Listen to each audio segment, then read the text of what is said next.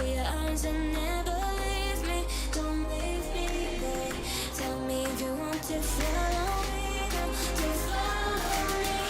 Take me to your arms and never leave me. Don't leave me, boy.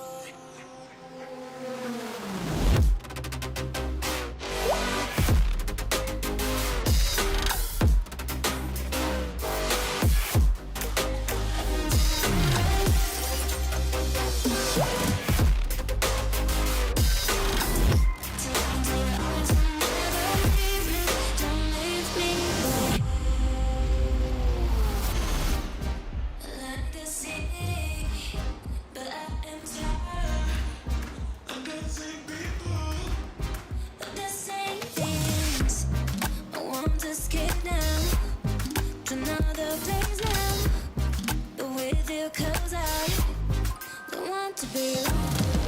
Tell me if you want to follow me now, to follow me. Take me to your arms and never leave me. Don't leave me, boy. Tell me if you want to follow me now, to follow me. Take me to your arms and never leave me. Don't leave me, boy.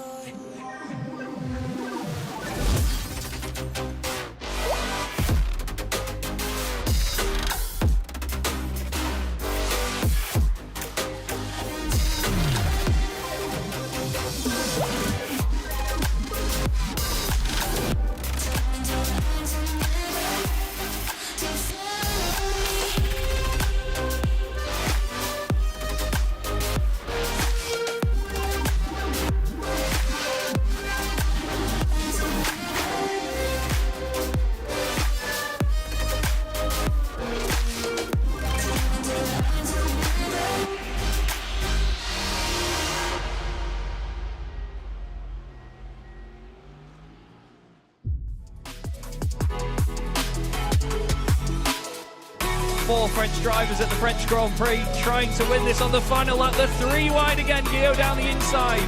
Guillaume moves across, they're both in front of Milan and Pouget. But before you know it, we find ourselves here in the very final race of the competition. And then they see truck racing and they think, this is crazy, you know, these are 5-ton machines, 1200 horsepower brake. Oh, look at that switchback. Oh, you can look and it's ready to show off.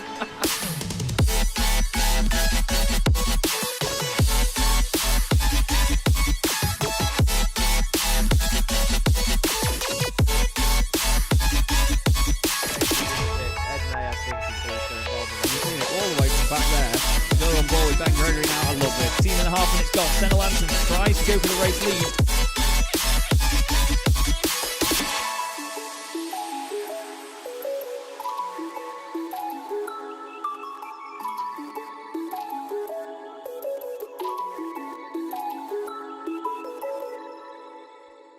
Racing isn't easy, but experiencing it is. iRacing puts you in the driver's seat with the industry's leading sim racing game. Drive on laser scan replicas of the greatest racing circuits from around the world. Go head to head against other drivers chosen by skill-based matchmaking to ensure competitive racing at every level. Compete across all your favorite series. In officially licensed cars, engineered to deliver the most accurate driving experience possible.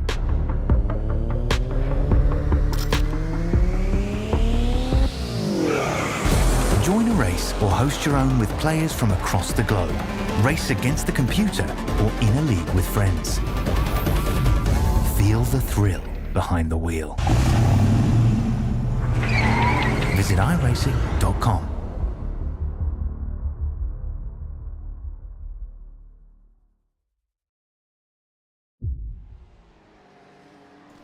Good evening, everybody. Welcome to Chaz Draycott Media, and welcome to another 2 rounds of the Evolution Sim Racing GT3 Championship here from one of my very favourite circuits in the world, the legendary Hungaroring. This place, as you'll have seen in the YouTube description in particular, has often been described as Monaco without the buildings. It's really tough to overtake around this place. A lot of the corners are very one line, as we often say, with many flowing sections up and down the hills. Chaz Draycott and Ed May up here in the commentary box for another fantastic night of racing. Ed, we've had a very busy campaign so far with these guys. We've got another one to come in Season 5, but I think this is going to be a real gem on the calendar tonight. I think a few drivers underestimate this place. What do you reckon? Yeah, thank you very much, Chaz. And the Hungaroring is a circuit that I absolutely love to do hot laps in. It's got a mixture of everything. It's got sort of the faster corners partway around the final sector, and then you've obviously got the 2 hairpins that round out the lap. Great overtaking opportunities as well into turn 1. But for me, just the speeds that you can take through some of these corners and the way it flows so well in amongst the corners, it is just one of my favourites to hot lap in. Racing, I haven't had too much experience with around here, but I'm certain the drivers are going to treat us to another spectacle. They absolutely shall. This is how the championship looks at the moment. It's Troy Dolinchek with a considerable margin over his teammate Luke Lucchese in second position. Yanis Albert, after a torrid time at Catalunya, sits in third. He's not many points ahead of Tristan Dinobriga, to say the least. Ryan Ottens didn't have too bad a time at Catalunya, and Thomas Pugh scored consistent points as ever as well. Following them inside the top 10 are Paul Cowlishaw, Jean McLuhan, Ian Stitchbury in that fantastic Ford that we're looking forward to seeing again tonight, and Christophe Demay in the BMW, or at least he was. He's in the Audi now, actually, for the Aura Motorsports Alpha team. It's a very packed amount of racing going on in the Premier class all the time, Ed, but it's one man that leads the way in that category with a decent margin. Yes, Gianni Tejar back to winning ways last time out and looking to continue to build his championship lead over Alex Fretwell. Alex himself in second place was tied with Tristan Engelstad last time out, but has been able to build a little bit of a margin to the Quad Dash Racing driver who sits in third position. Matt Hoyland has made the switch over to the McLaren, and we're going to see if that can maybe see him secure that fourth place. He probably won't be able to catch Tristan Engelstad before the end of the season, just due to the points differential. That's 147 points between third and fourth. Breathing down Matt's neck is Simon Cheshire, who's had a string of good results earlier on this season and has just struggled for consistency recently. So we'll see what the MRC 495 driver can manage later on. He's going to have Nathan Crook in behind him. Nathan, who dropped back a few places after the last race because obviously caught up in a few incidents, sees him classed as a non-finisher. Joe Glass, we haven't seen him for a little while, but we have seen him now out on the circuit for practice, so he'll be looking to try and make better of his previous effort where he finished in second place in round 8. So he's still got the pace in him, just missing a few rounds is why he's down in 7th place.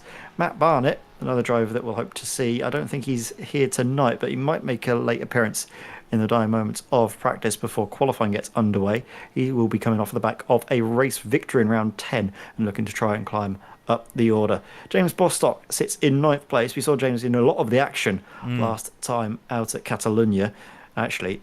So do we see James Rankin as well. So we'll see exactly how those two manage, but they sit 9th and 10th in the Premier class. They do indeed, and then there's one more class to look at, which is the Evo standings, and it's Russell Jakes that is top of the pile by 50 points from Rob Mackay. Rob having a very consistent season, as you can see at the moment, though, with a bunch of podium places. First, second and third, and then a fourth at Catalunya. He's got John Ludbrook behind him, who's also on a string of podiums. The man that took the first 2 wins of the season, though, Wesley Van Rens, has not been on a podium for the last 4 races, so he's going to hope to turn that around. Graham Matthew and Alex Koenraerts that are behind him have both had a turn of form as well recently. Alex Koenraerts going third, then getting a second place and a first as well. Gareth Newton sits in 7th place. We've not seen Gareth for a few rounds, so hopefully we'll get him back at some point soon. Chris Keenan next up, one of the championship sponsors, ahead of Danny Weir in the Audi, and then it is Dennis Kohler that completes the top 10 drivers in that Evo class. One more to go though, Ed, and it is down to the teams to score the big points over the course of the season. There's a bit more of a gap in this one. Yes, there certainly is, and it is RDSA, as we would expect, leading the way ahead of Quad Dash Racing. Again, very impressed with Quad Dash, considering they only have the 2 drivers there. Less opportunities for other drivers to help them score points, but they still sit in second place behind the ever-dominant Porsches at the front of the field. DXT see themselves in third position. They jump up 2 positions from 5th last time out after a great performance, but also maybe a not so great showing from Suma Racing Team, who dropped down from 3rd into 4th. That's a bit of a torrid time for them. But with Yannis Alber, Paul Cowlishaw and Gareth Newton behind the wheel, they should be able to climb back up. I'm going to see exactly how TXT and Sumo Racing get on tonight. Lodcote Racing also dropped down a position from 4th down into 5th. Nathan Crook and John Ludbrook having a really tough time of it, it's fair to say, out at Catalunya. And we come to the other half of the Team Championship, 6th place for MRC. They have jumped ahead of Barbecue Brad Racing, actually. Again, close battle between the pair of them there. And it's basically as they were for PTEC GP2 Porsche, who find themselves in 8th place. And it's RLH up in 9th and KM Racing in 10th. Thank you very much, Ed. It is currently second place driver in the championship, Luke Lucchese, that is fastest in practice here at the Hungaroring, but as always, it's very, very close. Just 69 thousandths of a second between himself and Yannis Albert. Troy Dolenchek in 3rd position ahead of Ryan Ottens, and then Paul Cowlishaw in 5th. It's Gianni Terhar, the championship leader in the Premier class, that is currently 3rd fastest outright, actually. He's faster than Troy Dolenchek. We'll show you the overall standings. You can see the different classes. Russell Jakes up there in 10th position in the MRC 493 entry, even faster than Tristan Di Nobrega. So there's some great efforts being put in these early stages. Here's the Ford just for you, Ed, which is making one hell of a racket around this circuit again. I have sorted the roll bar camera out for it so we can ride on board again. However, I did forget to turn it down. What a shame. Let's just have a listen for a sec.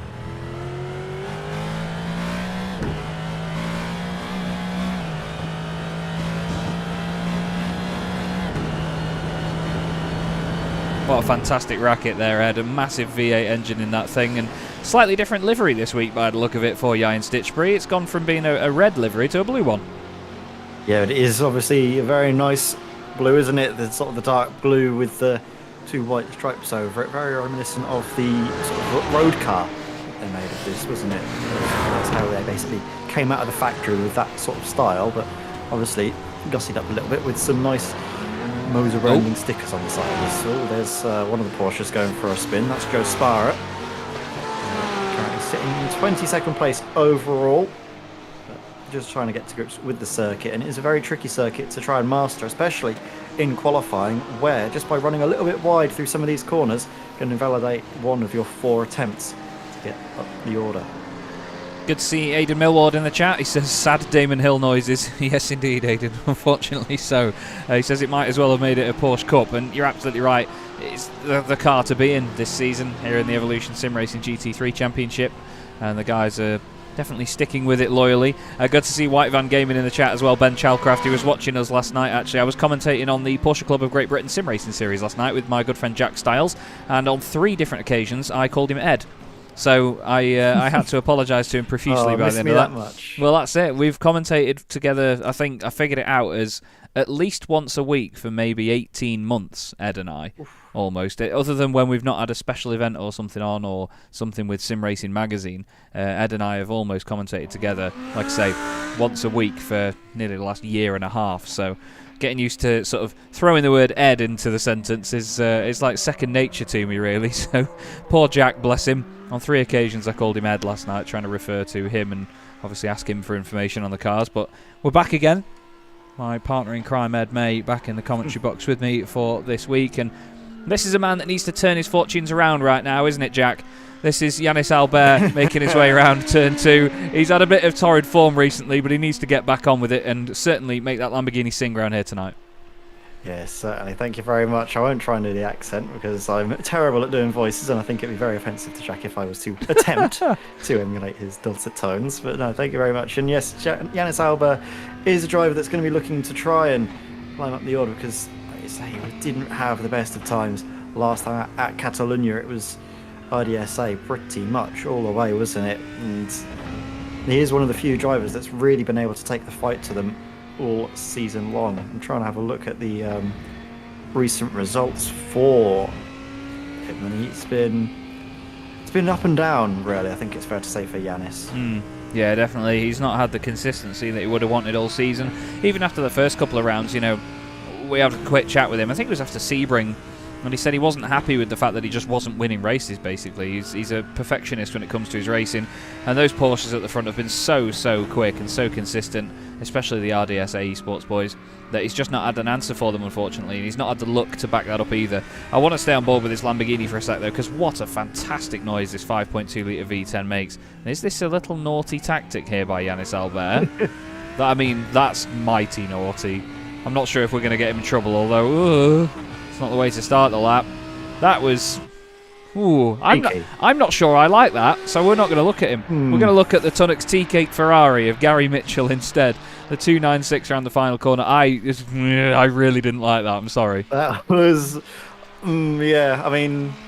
I'm not sure if that's something that all of the drivers have spoken about before in the Discord, if that's been cleared to be A-OK or not. I'm certain that the admins may have a look at that after we've maybe sort of, put his foot in it for him, so to speak. So we'll see what comes. But yeah, it's just, I think, mainly the desperation to try and do something to get the better of RDSA Esports, because they're just so difficult to beat. Shout out to Owen Seward from the Championship, by the way. Owen's been a staple of the series since the start, and he's on holiday this week, and he shared a very lovely picture in the Discord of where he is on holiday, and let me just say, it looks warmer than where I am now, to say the least. It looks absolutely sweltering hot where he is. Palm trees, sunbeds, and a lovely sort of like covering for them next to a pool. Get in. Hope you're having a good time, Owen. We look here at Ryan Ottens. He was a fantastic performer at Catalunya last time out, actually. Really exciting to watch Ryan try and chase down the RDSA Esports boys. They used their strength in numbers to overcome their fellow Porsche driver, but I'll tell you what, he's certainly been putting in the miles, as Ryan Ottens, but he's only adding to the sort of South African dominance of this championship, isn't he? Yeah, he is, but he's had a good turn of results recently. His last 3 races see him with a 2nd place, a 4th place, and a 4th place. And in the elite class, as stacked as it is, to be up inside the top 5 shows that you're a very quick and competent driver. And for Ryan Ottens to do that so consistently as of late shows that he's going to make a good challenge for potentially a top 3 finish, because Yannis Albert is going to be only, 44 points ahead of him. He could easily find himself on the elite class podium come the end of the season. So he's certainly one to watch, because he's hitting form at the perfect moment to do so, right at the end of the season, where I think after tonight there'll only be 3 rounds. We're going to have the 1 hour Imola, and then I think 2 sprint races at Mugello, if I remember rightly. Yeah, absolutely. 2 more meetings, 3 more races to go after this. So it's going to be a mighty exciting end to the season. I'm wondering how far away we are from Troy Dolinchek being able to wrap up the title, but really it's Gianni Terha that we need to keep on an eye on in terms of wrapping up title, especially with the fact that he's just gone fastest out of everybody. Look at that. Gianni Terha, quicker than everybody else at the moment by 64 thousandths of a second, beats Ryan Ottens and goes to the top of his class. That's why the Premier class is showing above the Elite class right now. Where is our current championship leader, Troy Dolinchek? He's not out on circuit. That is an odd one. Interesting. He's not out at all. Into that. But yeah, speaking of hitting the form at the right point, at the right points, I said point a moment, right point in the season, Gianni Terha is doing exactly that after a string of, I wouldn't say poor results, but certainly not what we were expecting. I mean, he's been finishing not race wins. His last 5 results basically have been a 4th, a 13th, and a 4th and a 5th. Those top 5 finishes are still good for the championship, but it's that 13th place that makes it look worse than I think it is for Gianni, because he still has 115 points to Alex in behind, and like you say, it's going to be a case of wondering at what stage in the championship Gianni will become champion, not if he will be. Yes. That's basically where all the cards are lying at this moment in time, but I still think that the elite class is going to be closer than we expect, just because Troy Dolinchek and Luke Lucchese are as close as they are, less than 30 points separating first from second, and you do get a fairly decent amount of points, don't you, for a first place finish. So I still think it can just take a little wobble from Troy. Luke's going to be right there with him, because Luke's finishing basically second or first most of the time. Yeah, absolutely. So that's going to be, I think, the real battle is between the RDSA sports drivers. Russell Jake's currently fastest in the Evo class at the moment. He's got a healthy advantage over John Ludbrook. I'll say that, actually. It's only 1.14 of a second, so shut up, Chaz. Gareth Newton is then nearly 3/4 of a second off these guys, though. So the top 2 in that class at the moment looking very, very tasty. Troy Dolinchek still not out on the circuit at the moment, so I'm not sure if he's got some sort of qualifying ban or something. He wasn't involved in any incidents, was he, at Catalunya that would have raised the eyebrows of the stewards, so not quite sure what's caused that, but hopefully Troy is still able to race at least and get amongst it. Fingers crossed. Would be good to see. Obviously, I wouldn't mind seeing a fight up through the field. Yeah. Oh god, yeah, that'd be great. It'd be great entertainment, especially on a circuit such as this, where you've got a few overtaking opportunities, but they aren't too common around the lap, are they? Especially because when you get towards the sort of second half of the lap, it's basically just one line where you have to follow the car up ahead and try and set up the moves in advance of turn one, pretty much. Just having a look as well at some of the other cars out on the circuit, if we can, Chaz. I want to have a look at Matt Hoyland in his bright, shiny new McLaren. Here we go. I mean, definitely shiny with a nice chrome finish all around the car there, as Yannis Alba does go onto pole position. Will Matt Hoyland see himself in the McLaren? No improvement, so he stays 10th in the Premier class. Yeah, 10th at the moment in the twin turbocharged V8 McLaren. Makes a very interesting noise, a good one. It's a very growly noise. It's always been a car that's very oversteery, very snappy.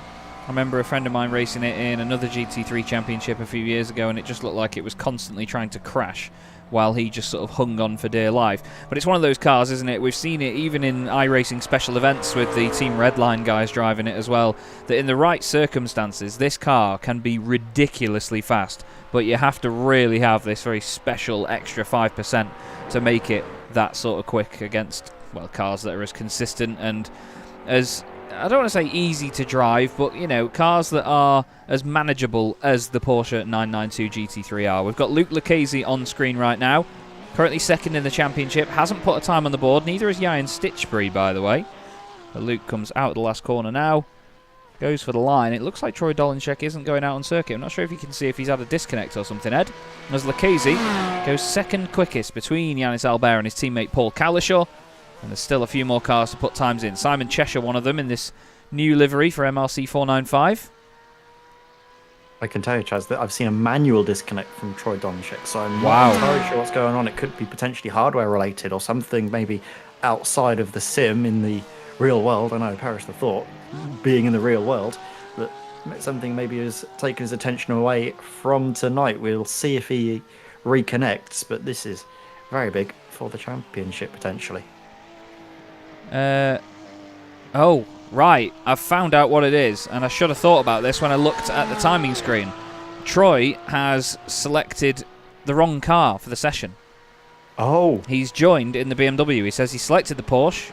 When he tried to join, it sort of redid it, and then it's defaulted to the BMW, and now he can't change it, and he doesn't know what to do. And these sessions feed off each other, and they are not allowed to compete in the wrong car. So Troy Dolinchek will not be racing here this evening.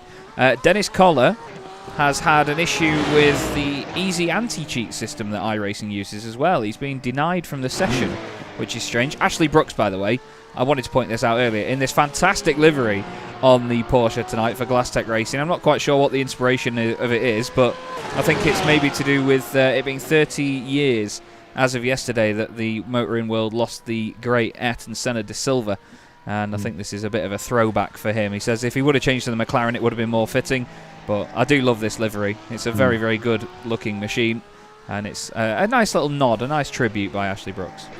Yeah, a wonderful livery used by a wonderful driver, and it does fit pretty much every single car you see. There's not a car on the... It's a sign of sort of the way that man is held in the motoring world, both in the sim and outside it, that in every single racing game there is, if there's a livery editor, someone is going to put that Marlboro livery on their car. A wonderful, wonderful tribute there. But I've just had a little look in the session. I have noticed that Dennis Koller has reconnected, so maybe he's been able to resolve the issues he had with the iRacing Easy Anti-Cheat. Luckily, he's got up there. Matt Hoyland says, I thought a livery change wasn't keeping you on your toes enough, so I went with a new car. Well, even that won't get past us here in the commentary box. Eyes like a hawk, Matt. Well, we hope you have a good night of it, mate. Here's one of my favourite cars on the grid, the Aura Motorsports Alpha Audi R8 LMS Evo 2.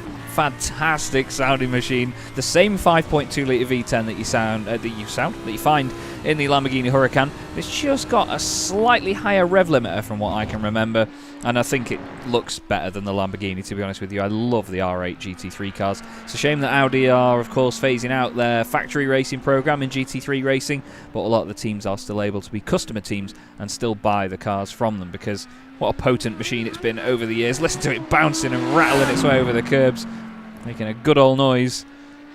And Christophe Demay not doing too badly at the moment, 6th in class at the moment, 8th overall.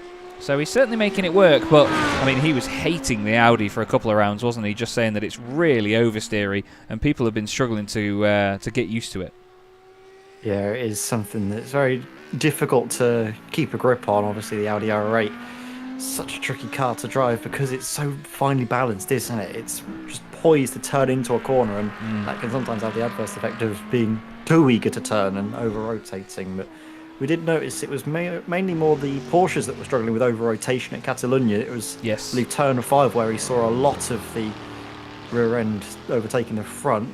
Not got too many corners where I would be expecting to see that here, though, Chaz. I'm trying to think if drivers take a little bit too much speed into some of the slower speed corners, it could happen, but it seems to be a circuit that should be a bit more favourable to the Porsche, which is why we see it doing a little bit better tonight.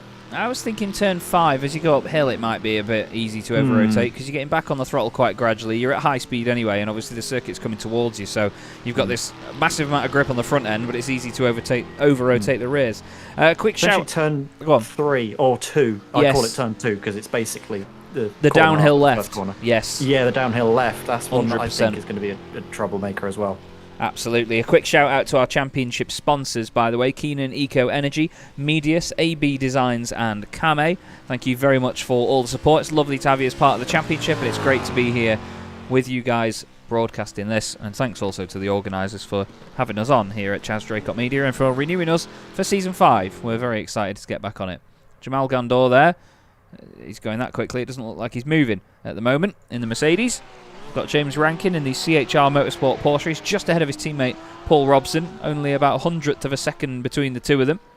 Across the line goes James Rankin to set another lap. Does he improve? He does a little bit, but not enough to get ahead of Gary Mitchell just in front. Matt Hoyland says he's quietly supporting Yayan in Elite as he's also driving a fellow OAP race car, that being the Ford GT3. I think Yayan had a technical issue or two after his first laps because he seems to be aggressively on the throttle and then the brakes and wrangling the car around a lot just to sort of make sure his inputs are translating properly. I'm not quite sure what this is about.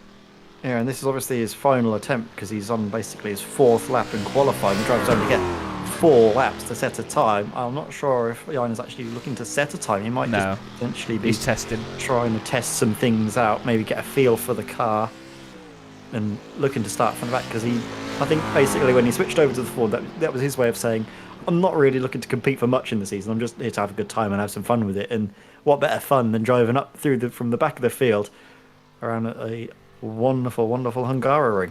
Just having a look as well. Wesley Van Rens stays in 8th place in class. Doesn't improve and won't be able to improve because he has completed the 4 laps.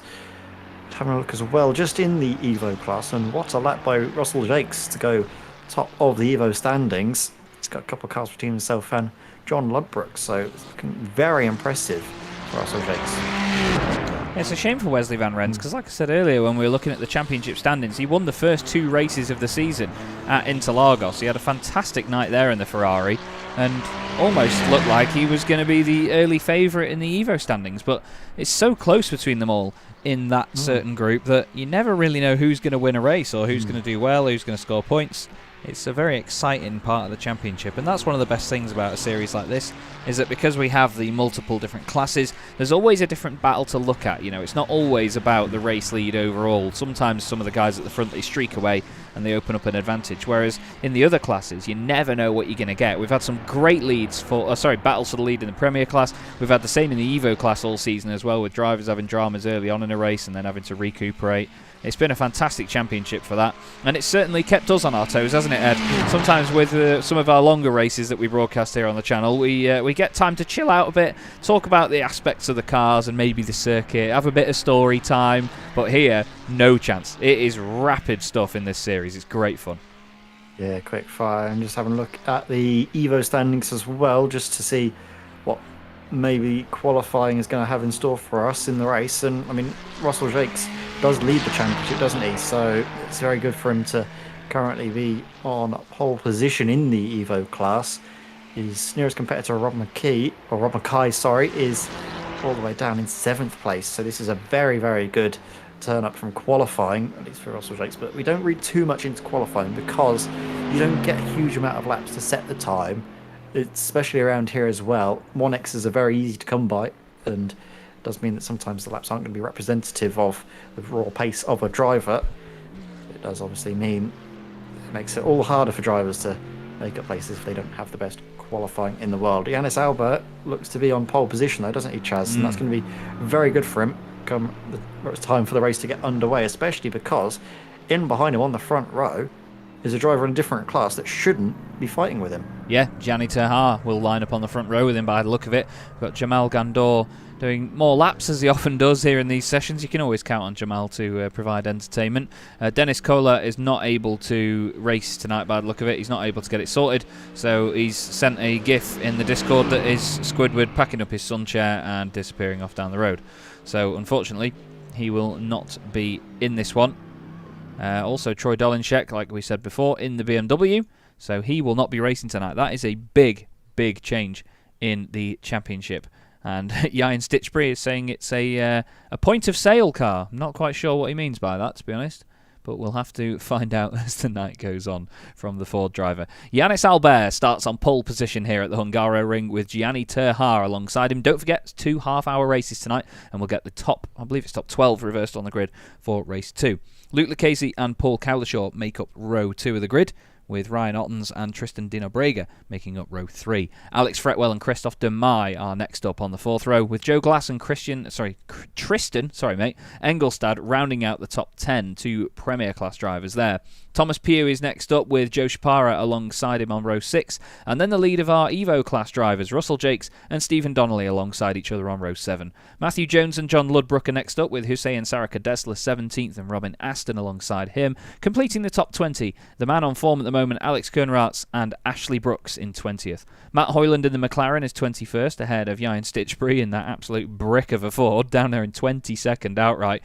Jamal Gandor 23rd, and Simon Cheshire alongside him on row 12. Next up is James Bostock with Francois Brandet in the Porsche.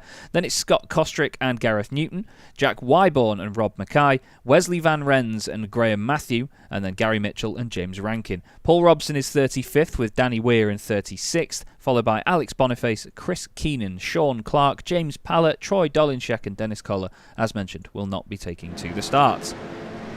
So not a full formation lap here, Ed, just this one sort of section at the end of the lap for the drivers to complete. What do you think we're going to see in this more than anything else? Is there going to be carnage, or is everyone going to behave? I'm hoping everyone behaves themselves. That's what I'm going to hope for, and I'm hoping as well for a great battle out in front in the elite class between Yanis Alba and Luke Lucchese. You're going to have Luke Lucchese able to follow Yanis. He's going to be able to see better when Yanis gets the race underway, so could easily get the jump on Gianni Terhar on the outside line. Now it's up to Yanis to set the pace, and I think he's got this race underway already, Chaz. Absolutely does. Round 12 of the Evolution Sim Racing GT3 Championship gets underway. Gianni Terhar has been caught out, but it's the Lamborghini of Yanis Albert that leads the way. Look at his teammate Paul Cowlishaw in the middle. He's going to want to try and take advantage of the RDSA eSport of Luke Lucchese down the inside, but doesn't get a chance to do that yet. Is everyone behaving themselves? Is everyone keeping it nice and tidy? There's a bit of 3 wide. Jamal Gandor has bounced off the side of the brick of a Ford, like I called it earlier, and had a bit of a moment on the exit. We've got Ryan Ottens trying to go around the outside of Tristan Dinobrega at turn 2. That's going to give him the inside line for turn 3. Great move that by Ryan Ottens. If anything, actually, he was holding position or defending a position as Fretwell is around in front of the pack. Yeah, and he does the right thing by holding the brakes. There's a plume of Oh. smoke that blindsides the drivers. They can't see exactly where they all are. And what on earth happened to... How did Alex Fretwell get hit throughout all of that? I thought he was home and dry. Not a clue. Not Looked a like one of clue. the Audis, I think, got loose. One of the DXT Academy cars did. Yeah, I think there was... was it... Oh, which of the Porsches was that went in? I think Chris Keenan had a big moment. There was another one of the MRC cars. I think Jack Wyborn got involved in that as well. Oh, dearie me. That was a big, big shame that. It was just... I mean, you're absolutely right. Fretwell did the perfect thing there, and he just held the brakes. We'll have a look at it here. We'll try and slow it down a little bit. There's 3 wide in the middle. It's the cloud of smoke that's left that blinds the drivers. They can't see exactly what's going on. The P-Tech car tries to get up their way. There was that Kernratz in the 34, and then flying over to the right, it was the 146 machine that went piling into the barriers. That's Simon Cheshire bounces off. Jan Stitchbury gets caught up in the contact as well, and then 2 of the MRC cars get together in the middle of it all. And then, I think, the DXT car, actually, I think was already hit by Jamal Gandor, wasn't it? Yeah, I don't know if it was Jamal Gandor or if it gets loose up the rear. We don't quite see if there was contact or not. We'll have a look again. It's Danny Weir. Look heads and tails of it. It's Danny Weir, and he comes around the corner. He gets a hit up the rear. Yeah, Jamal Gandor just wasn't slowing down for that, and he then hits the Tunnix T-Cake car as well in that one. So, yeah, unfortunately for Jamal, he's bounced off just about everybody on this first opening lap, and as if there's going to be another one for him. But lively stuff at the very start of the race. Yannis Albert continues on in the lead with Luke Lucchese and Paul Cowlishaw next up in his class. But Gianni Terhar leading the Premier class is third outright at this moment. He won't mind too much that he's lost that place to Luke Lucchese. And Luke, to be fair, is actually trying to take the race lead outright. Russell Jakes still leads the way in the Evo class. He's got a second and a half and 2 cars between himself and John Ludbrook and Ashley Brooks there in the Glasstec Racing Marlboro McLaren liveried Porsche. Say that easily. Gareth Newton has had a good race. Oh no, Christophe Demay. Christophe Demay in the Audi, one of our favourite cars in the field. Not that we've got a bias, shut up. He's having a big issue down at the chicane. Very easy to do that. You can't just drive into him, Scott. Flipping heck, mate. Scott Kostrick tries to go around the Audi, but also through it at the same time. Yannis Albert was under pressure a moment ago, and, well, looks like he's managed to fend off Luke Lucchese for now, but how long will that last? And Aidan Millward, by the way, absolutely spot on in the chat. Jonathan Ledyard would call that a problem. Yeah, I think it is fair enough. Many times, but here we go. Yannis Albert leads the way. He's got a couple of laps in the book now, leading ahead of Luke Lucchese. Gianni Terhar drops back 1 position, but that doesn't affect his standing in the Premier class. He still leads the way over his teammate Tristan Engelstad, who had a good start to the race, up 3 positions into 7th place overall. Having a look at the way the championship's going to go, though, this is a big moment for Luke Lucchese. He doesn't need to take any unnecessary risks because he's going to have 2 races here to take the lead of the championship from his teammate Troy Dolenchek. Yeah, absolutely. There's certainly a fantastic view back from this Lamborghini. I don't mind riding on board with this thing at all. It's a bit popping as well on the downshift, just going up the hill was biblical. Oh yeah, it's just awesome. Awesome bit of kit. Jan Stitchbury's not very happy with the race start. There's a few of them that were sat in the pits and got going again. He's just put, good start guys, top class. Not really pleased. Understandably, it was a very frustrating start for many of them, but one simple mistake was all it was by Alex Fretwell. You can't really blame him. He was doing the right thing and holding the brakes. Everyone else tried to avoid him, and eventually the cars just culminated together. It happens, I'm afraid. Yeah, I think some of the cars, it was again a picture of what we saw at Montreal earlier on this season, where the drivers just didn't quite slow down enough for the incident. It was a bit better, I think, than Montreal, where we saw nearly 2/3 of the field get involved in that incident. But again, it's just a case of on the open lap drivers, so they're always hungry to make up positions wherever they can, and an incident is a great opportunity to make up 3 positions, but it needs to be balanced with a little bit of caution, as not enough caution was taken between Gary Mitchell and Matt Hoyland. I think that was that Fretwell just doing a bit of grass maintenance there, cutting across the circuit. And then, Demay and Kostrick very close together there as well. They're a lap ahead of Fretwell at that point. But yeah, not enough room was left down the inside there, I'm afraid, by Monsieur Hoyland. Big in the championship, though, Fretwell dropping down, isn't it? Because Tristan Engelstad could easily take back second place. Absolutely. He's going well at the moment in second position in his class, ahead of Joe Glass. Then Thomas Pugh in there as well. And Joe Shapara going a lot better in the Porsche. Certainly shows that the Porsche is certainly not just the easier car to drive, but also quicker as well. He certainly benefited from it, as Hoyland is in another scrap as wow. The livery that should have been on the McLaren goes around the outside of the McLaren. Fantastic stuff by Ashley Brooks. Great commitment on the exit of turn 2. Right behind them now is Robin Aston in the Porsche as well. He's hoping to take advantage of this. There's the fire breathing from the McLaren that we've always seen. The turbochargers on that thing working overtime and leaving way too much fuel in the exhausts, and all of the fire comes out the back. It's a fantastic way of looking at that car though from behind. It's a great looking bit of kit anyway, the McLaren, but it doesn't look as sort of beefy a GT3 car as others that we've seen, does it? It looks very slidey and very close to the road car, in fact. It does just look like the road car with a wing. Yeah, but the thing that McLaren GT3s have always been like that. Obviously, the newer model of McLaren that they use in their GT3 program is also a very low hunkered down machine, isn't it? I'm looking forward to hopefully seeing one of those on iRacing. Maybe it's time to retire the old girl, the McLaren that we have at the moment on iRacing. But again, licensing, it's never the easiest thing in the world, but fingers crossed we do get to see the newer shaped McLarens, because they are very, very pretty bits of kit. I mean, if you see them in the British GT, they do look very nice. Yeah, the 720S GT3 is a fantastic looking car. The Evo looks almost identical to the first version of it, basically, but it is a very competitive car wherever you go. Just the way that we have to think about it with iRacing is they are obviously primarily an American service, and they get a lot of their licensing cars from IMSA, which is where the Porsche and the likes of the Lamborghini and the Ferrari and even the Mercedes do compete. There are McLarens over there, but I think there's only one that has actually raced in IMSA this year, and it was unfortunately that one was involved in a big accident at Long Beach on the weekend. So hopefully back out again at some point.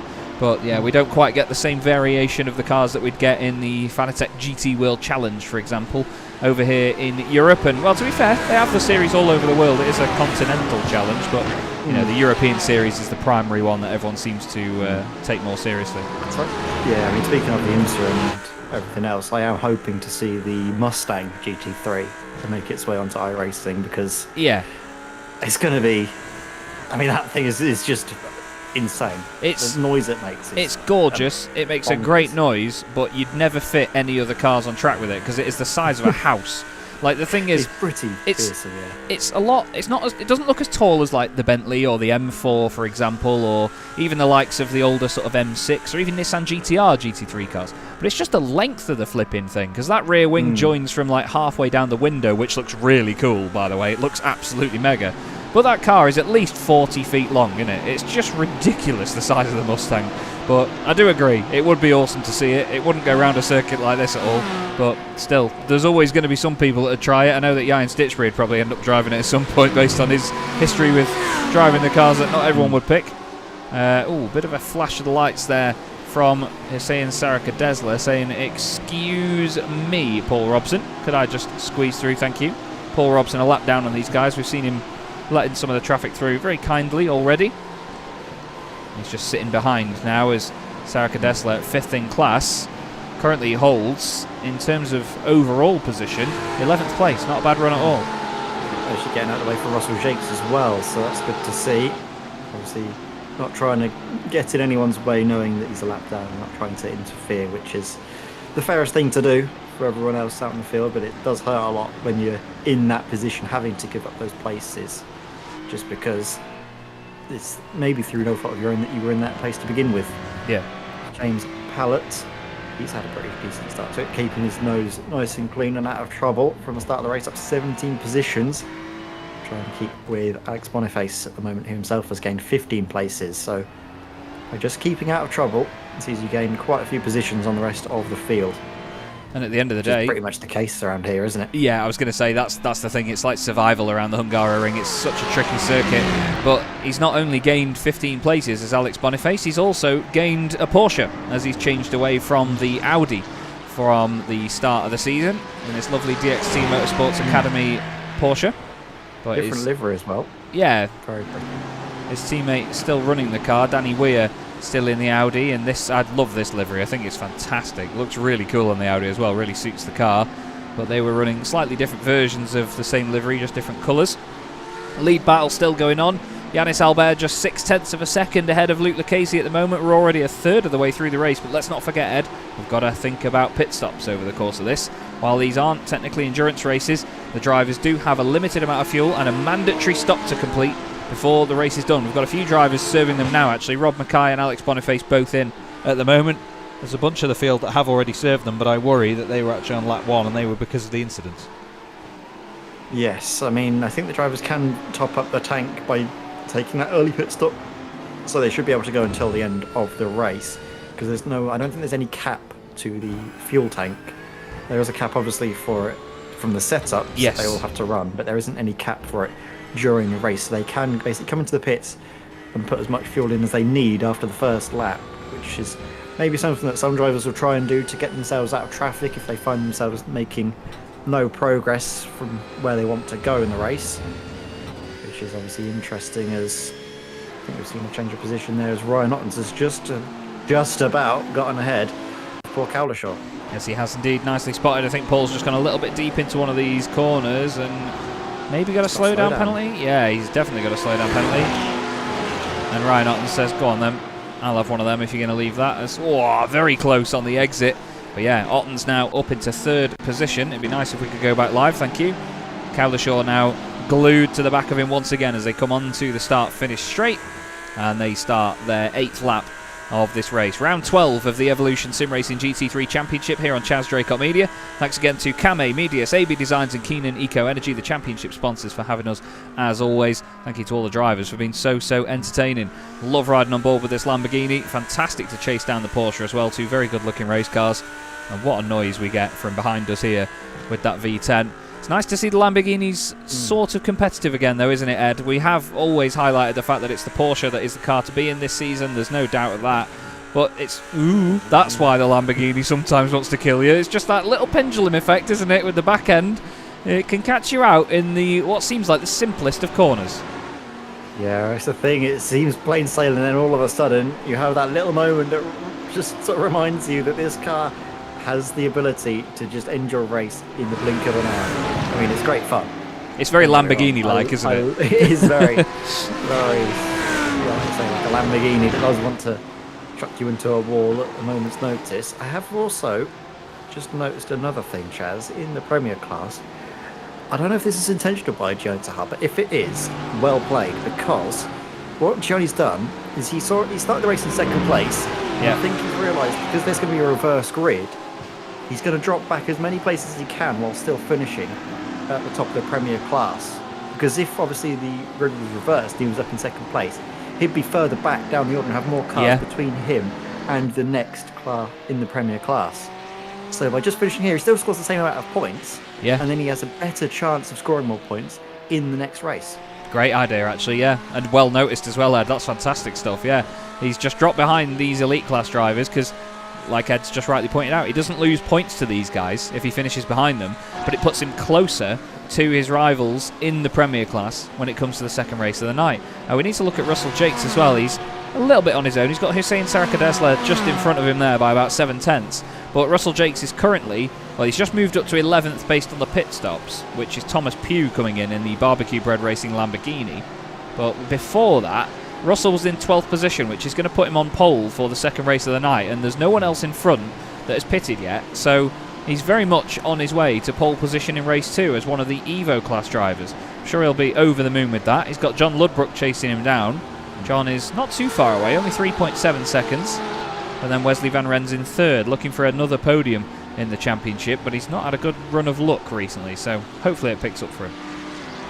Yeah, John Ludbrook in behind Russell Jakes, who, I mean, John is currently third position in the championship, so he's going to be looking to try and gain as many places as he can. Just trying to see where Rob Mackay is. He's all the way down in 6th place in class, so not the best of races for the driver who sits second place in the Evo class, but still, there's little ways to go in this race. We've just got about half the race still remaining, so it's not over yet for Rob Mackay. He can try and make up some ground and lessen the deficit to Russell Jakes, but Russell is in a prime position to extend his championship lead even further after tonight. Yeah, he's having a great run of it, is Russell. And good on him. It's very, very consistent. We've had, unfortunately, a drama for Graham Matthew just now.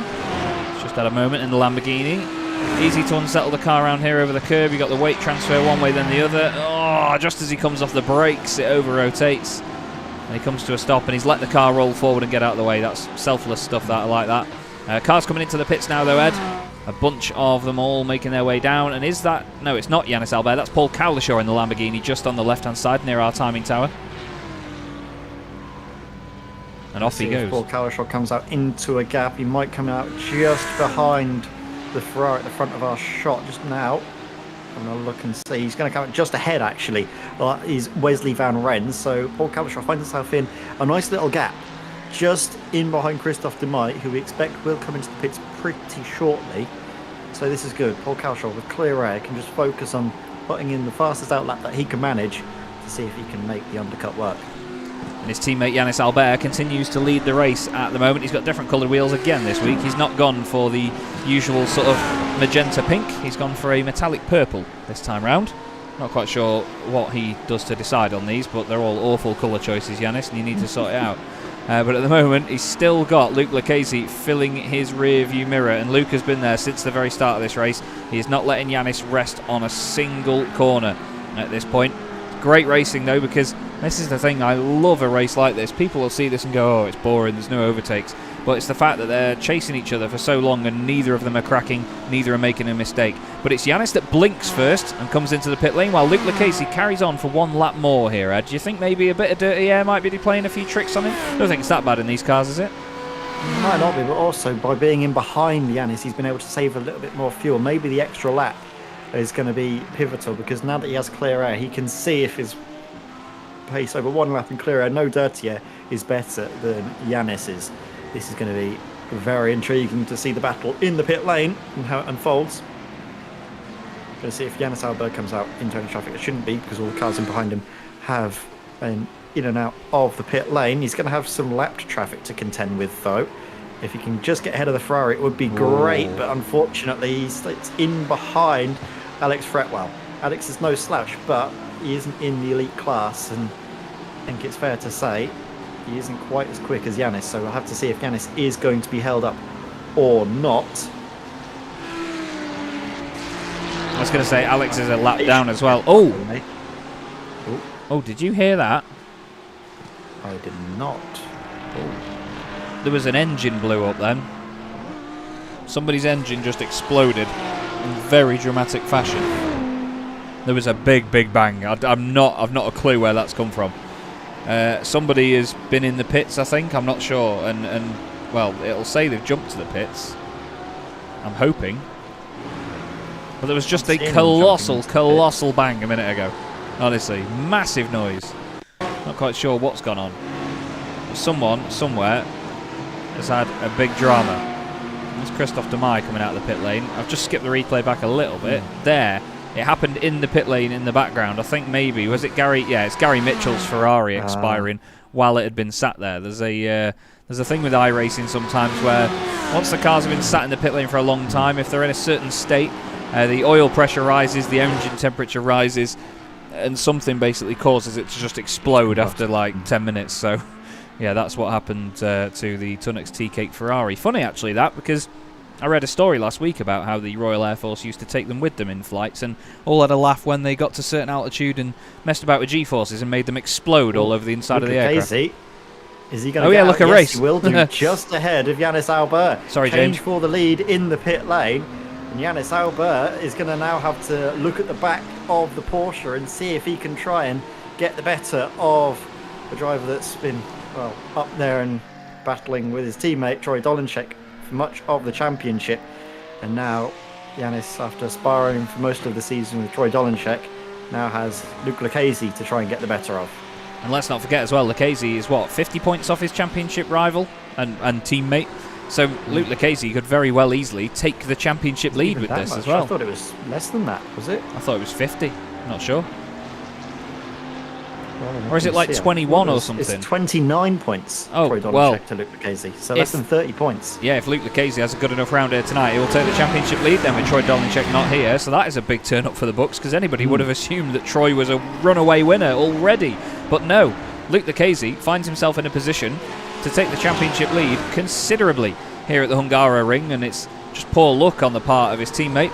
Interesting combination here with these two Porsches, one of them running Michelin tyres, the other one running Pirellis, Joe Glass and Joe Chapara. I think the Michelins look a lot better.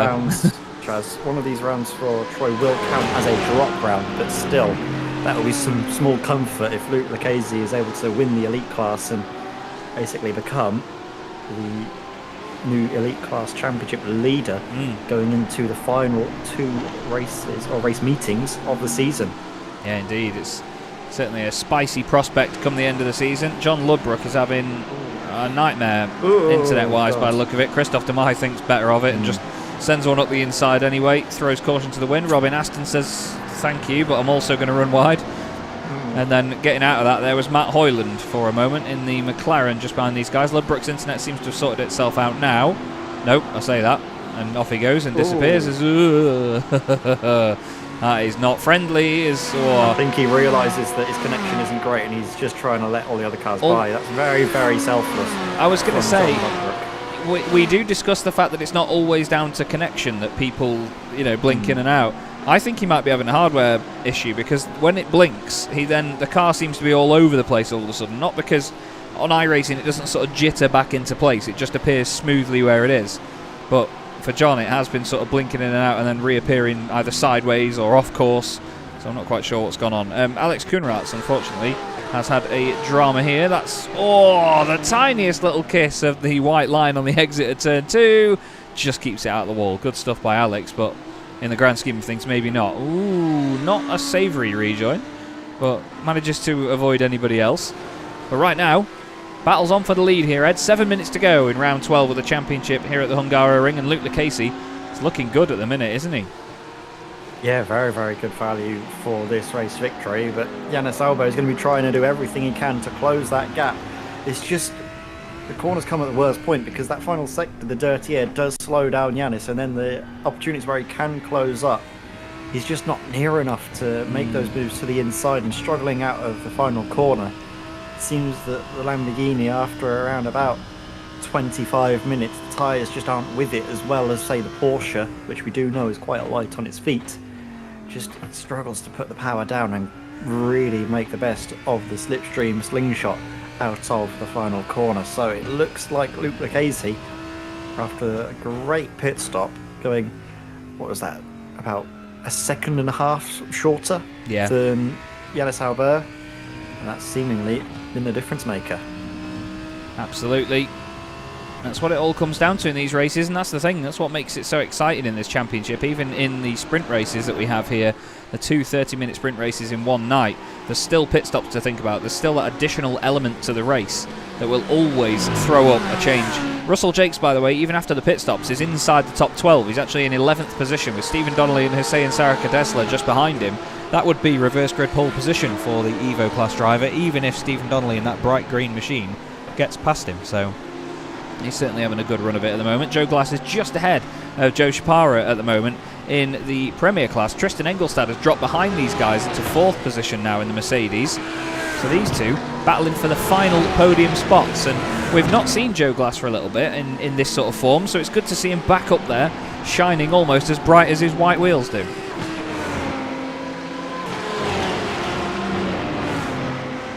We're seeing now up and down the field if there are any closer battles for the lead of the class than in the elite class, where it is Luke Lucchese still ahead of Yannis Albert. This is where Matthew, just a few moments ago, seems to be slowing down and potentially coming to a stop now, and potentially that's his race over with. Nope, he seems to get up and run it, so maybe that was a slowdown that he had to quickly serve before he got a penalty.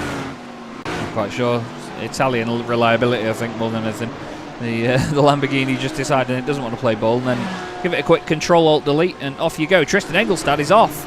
Tristan Engelstad, who we were watching earlier, second place in class with such a promise of retaking second in the Premier Championship, has had a drama here and is sat at the side of the road. He's getting going again and into the pit lane. I wonder if he's been clipped, because there was a car right behind him. Thomas Pugh in the Lamborghini is there. No, he's just spun all on his own.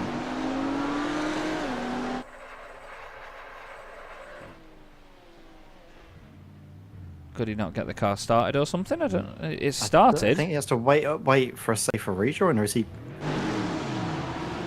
What's going on here? Yeah, he was revving it and it wouldn't go. That's really strange, that is.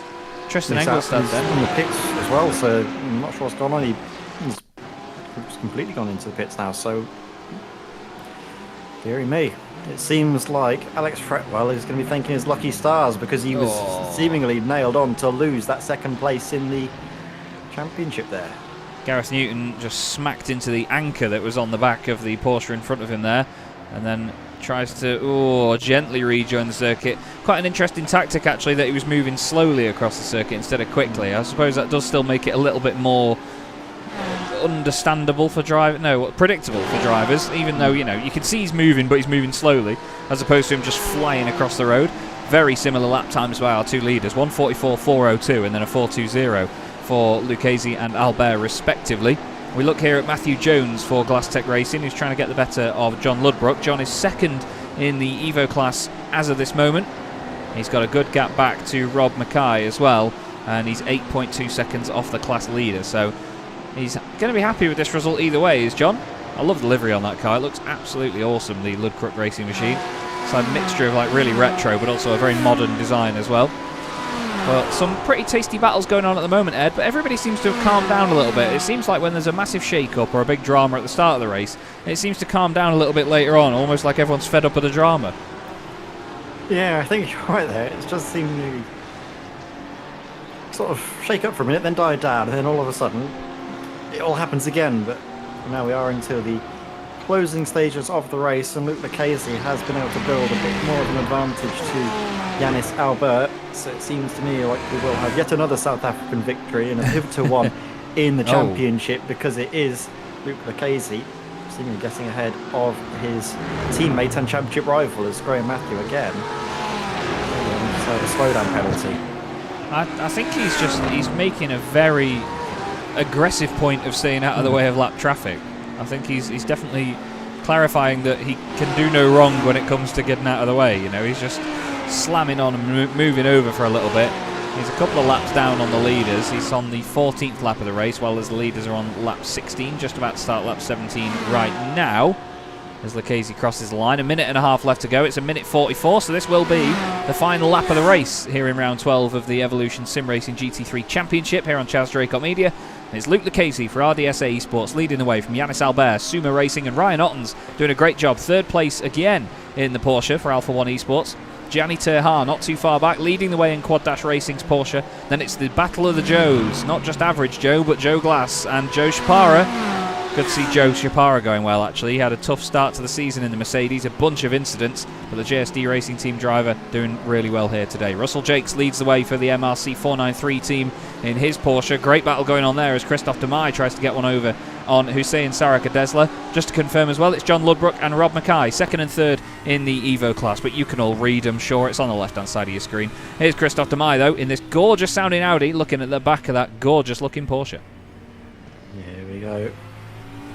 Great little battle in the closing stages of this race. Christophe Demay trying to get around the Porsches just up ahead. Obviously, he won't score any points for making those positions, but still, it's great to see the drivers battling away, because if he is to get up into 12th place, that will be, like you mentioned, pole position for the second and final race of the evening. We're seeing where Luke Lucchese and Yanis Albert are out on the circuit. Is this going to be the final lap? I think this might be, Chaz. This might be the end of the race. Yes, indeed. It's going to be a very important win for Luke Lucchese. He's done an awesome job. He's made it work in the pit lane, and he has overcome the challenge, and he has beaten Yanis Albert to the flag. Luke Lucchese wins again in the championship here at Hungaroring. Yanis Albert in second place. He will be very disappointed in that one. He'll be wondering what on earth he has to do to beat these guys. Ryan Otton's is third. Great run from him.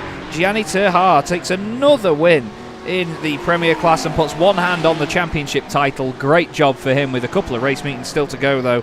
The challenge is definitely not over. Joe Glass next up, second place in class for him. And Joe Shapara on the podium. Very well done to Joe. He's had a great run of that already this evening. Russell Jakes takes the win in the Evo class. Another solid performance by Russell. And we'll wait and see John Ludbrook crossing the line.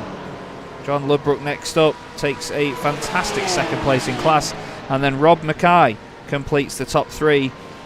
And very well done to Rob for more championship points for him as well. But what a great race that was, Ed, to start the night. Sure, there was a bit of drama, and I mean, there's more drama going on here, by the look of it. The JST boys are having a bit of a donut fest and burnouts.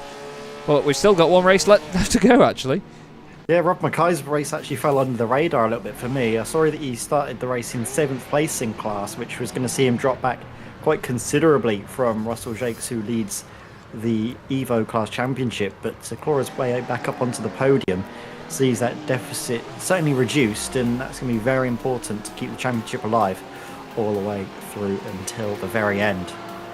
Absolutely will. We wait for the final cars to complete the race. Here's championship sponsor Chris Keenan from Keenan Eco Energy, giving us a flash of the lights as well. They're definitely economic bulbs, those, sunshine. James Rankin next up for CHR Motorsport. Then Alex Koeneraerts, down 12 places, finishes 11th in class in that one, just ahead of Danny Weir. And then Sean Clark for ARC Motorsports. And then the final driver to cross the line will be Jack Wyborn in the MRC 495 machine in that Porsche. And a race to forget, unfortunately, for him, by the look of it. There's a few drivers that had a really tough time in that one there, Ed, but we'll have a look at the race results, and we'll start with the elite class. Now, I'm going to leave a bit of a break every so often so Spotify doesn't kick my head in. But it's Luke Lucchese, fastest and, of course, race winner in that one. Very well done by Luke. Yannis Albert from pole position finishes in second. Ryan Ottens, he completes the podium for Alpha 1 Esports. Next up was Paul Cowlishaw in 4th place. Tristan Dino Brega finished in 5th. He was very under the radar there. He was ahead of Thomas Pugh and Christophe Demay. The two drivers that didn't finish were Jan Stitchbury and the man that didn't even start. Championship leader coming to the Hungaroring, Troy Dolinchek. Ed, it's all up to you with the Premier class, my friend. Thank you very much, Chaz. And it was Johnny Tahar who certainly takes one more big step towards the title, with a great dominating performance there, while some of his main championship rivals faltered just a little bit. Joe Glass there in 2nd place, the best of the Joes, because Joe Spara is on the podium with him in 3rd place. Stephen Donnelly sits in 4th, just ahead of Hussein Sarakardesla, who will start the 2nd race on pole position. Robin Aston sees himself in 6th place, just ahead of Matt Hoyland. Then we come down to the other Matt Jones. They're in 8th place, with Scott Kostrick in 9th. Jamal Gandor finishing in 10th, rounding out the top 10. Then we come down to Simon Cheshire, who finishes just ahead of James Bostock, with James Rankin and Jack Wyborn finishing 13th and 14th. Then we come down to Alex Fretwell, 2nd place in the championship, did falter, and that gave Johnny Tahar a little bit more of a gap to work with. And then also 3rd place, Tristan Engelstad had a torrid time as well. Potentially hardware issues that we'll hopefully get seen resolved before the start of the 2nd race. Then we come down to Paul Robson, which is 17th, and Gary Mitchell classed as a non-finisher down in 18th. Thanks very much, Ed. And we move on to the Evo class, where Russell Jakes takes another race victory and extends his championship lead in car number 7. John Ludbrook and Rob Mackay complete the podium once again. Great stuff. Wesley Van Rens finishes in 4th place, so some good championship points for him there, but he'll hope for more in the future and, of course, in race 2. Francois Brandet, under the radar yet again, in 5th position. Ashley Brooks was just behind in 6th place, and then he was ahead of James Pallett, fellow Ferrari driver. Actually, no, Ashley's in the Porsche, isn't he? I think he is. I do apologise. Sorry, I got the drivers mixed up then. Alex Boniface was next up, Gareth Newton in 9th, and Chris Keenan rounds out the top 10 in the Evo class. He was followed by Alex Koeneraerts, Danny Weir, and Sean Clark, with Graham Matthew 2 laps down, and Dennis Collar not starting the race. Okay, so I'm just going to take a very, very quick break here on Chaz Draycott Media while the warm-up completes, and we'll be back with you in just a moment.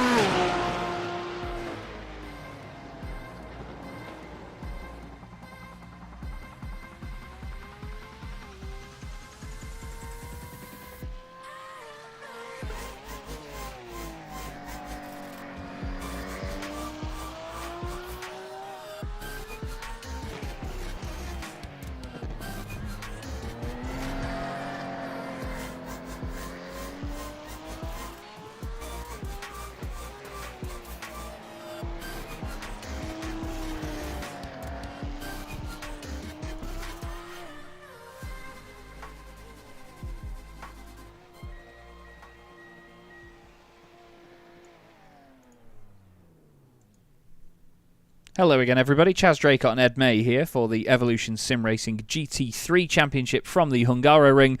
We're here for the 13th round of the championship now as warm-up just finishes between the two races. A very exciting start to the night there. I had a little bit of drama at the start of the race, but to be fair, a very clean run from then on. And that half hour flies by, doesn't it, when these races get underway?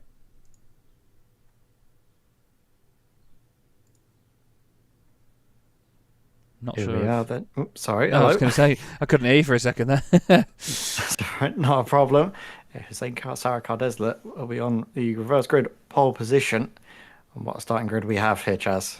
Absolutely. Sarah Dessler on pole, Stephen Donnelly alongside him. Russell Jakes benefiting massively from that reverse grid. He's going to be a long way ahead of his nearest rival. John Ludbrook starting 16th on the grid here. So Russell Jakes has a big advantage over all of the Evo class drivers. He just doesn't need to get caught up in any of the dramas from the elite class or premier class drivers that will be around him. But it's two premier class drivers on the front row, then an Evo and elite driver on the second row. Thomas Pugh very much in with a chance of taking a race victory here, actually, from fourth on the grid, but he's got to think about Tristan Dinabrega, Paul Cowlishaw, Ryan Ottens. You've got Yanis Albert, Luke Lucchese, even Christophe Demay all in there as well, who could make their way through the pack and potentially gain more positions. A beautifully organised grid here by iRacing, almost puts them too perfectly in line before this.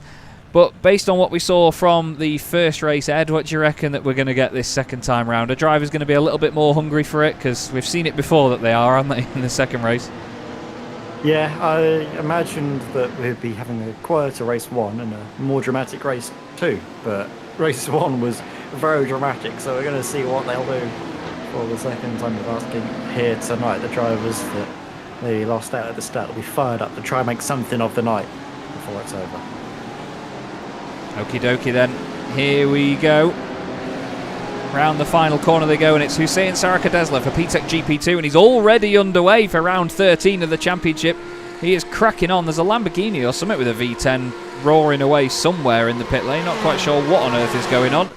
Sarakadesla flies down towards turn 1 and gets a great start out of it. Russell Jakes on the inside line there, trying to just stay out of trouble. He's got an easy task here in the Evo class anyway, while all of his other rivals will battle on behind in the background.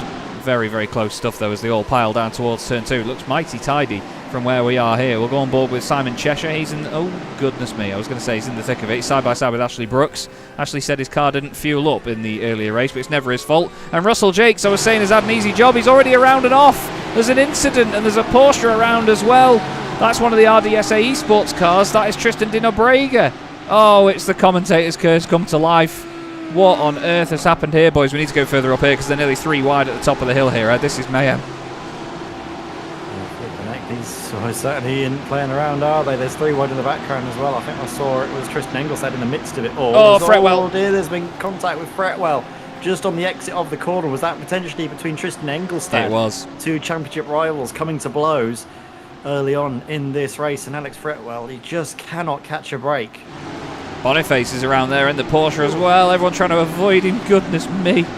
A kiss this way and that way between all the traffic heading around him. But what? Oh no, there's more dramas. Ashley Brooks is off big time. He's in the middle of the road. Everyone trying to get by him now as well. Oh, he's been absolutely smacked into. Oh, was that Wyborn? Was that Jack Wyborn that's gone into him there? It was. Jack Wyborn in the Porsche smacks into the back of the Marlboro McLaren, and he's been smoked, you could say.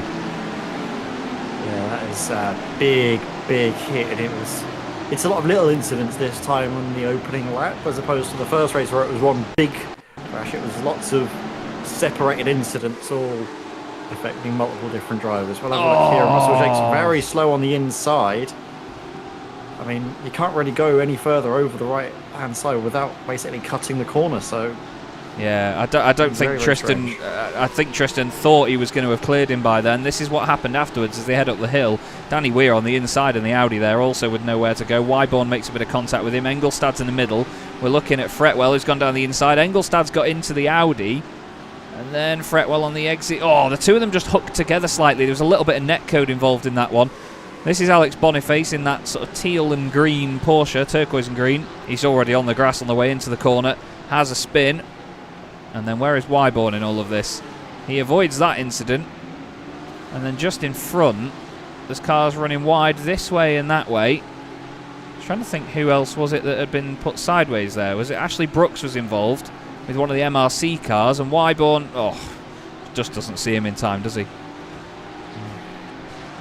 Unfortunately. That's going to feel like a colossal amount of backside from where Ashley Brooks was. And he's not usually happy about an incident, but let's see what happened here. I mean, behind him is one of the MRC cars. He's gone down the inside. Don't think Ashley knew he'd gone for it, and well, it's going to put more salt in the wound, the fact that he's been hit by one of them to begin with, and then, wait for it, sickening impact. Wow. And, I mean, there's just a lack of slow. I mean, I don't want to slate driving standards, Ed, but there's just a lot of not slowing down at all for incidents. People are still flying in at full. Like it's a topic that gets brought up a lot in sim racing and particularly iRacing. But it comes down to people not slowing down for incidents, and it's a massive shame to see. Yeah, I think it was a case of what we saw actually from Montreal that round. I think the sort of league organisers, to be fair to them, have been right on top of it ever since then, and they have been making it clear to the drivers that I think from season 5 they're going to be a lot more strict in putting it into the rule book about slowing down for yellow flags. Yeah. Obviously they can't do changes to the rule book mid-season. The drivers agreed to the rule book from the round 1, and that was going to be the case for the whole of the season, but the opportunity to change will be coming for next season, where I think the admins will be a lot stricter on incidents that involve drivers not slowing down for yellow flags. So obviously this is the case at the moment, that the drivers have been made aware of it and been told to try and do best behaviour, but flipping it. He took his in another yellow flag there as Yannis Albert gets tangled up with Donnelly, that was. battling that he's not really a part of. Yeah, Donnelly just got a little bit overwhelmed by all of that then. I think there was too much going on for him. And you'll see it here, actually. If we go on board with Luke Lucchese, you can see Albert goes down the inside of Donnelly, who tries to get away from the Lamborghini of Thomas Pugh. He then gets hit by Joe Glass and then wobbles into the side of Yannis Albert. They were 3 wide, and it just did not work that time round, unfortunately.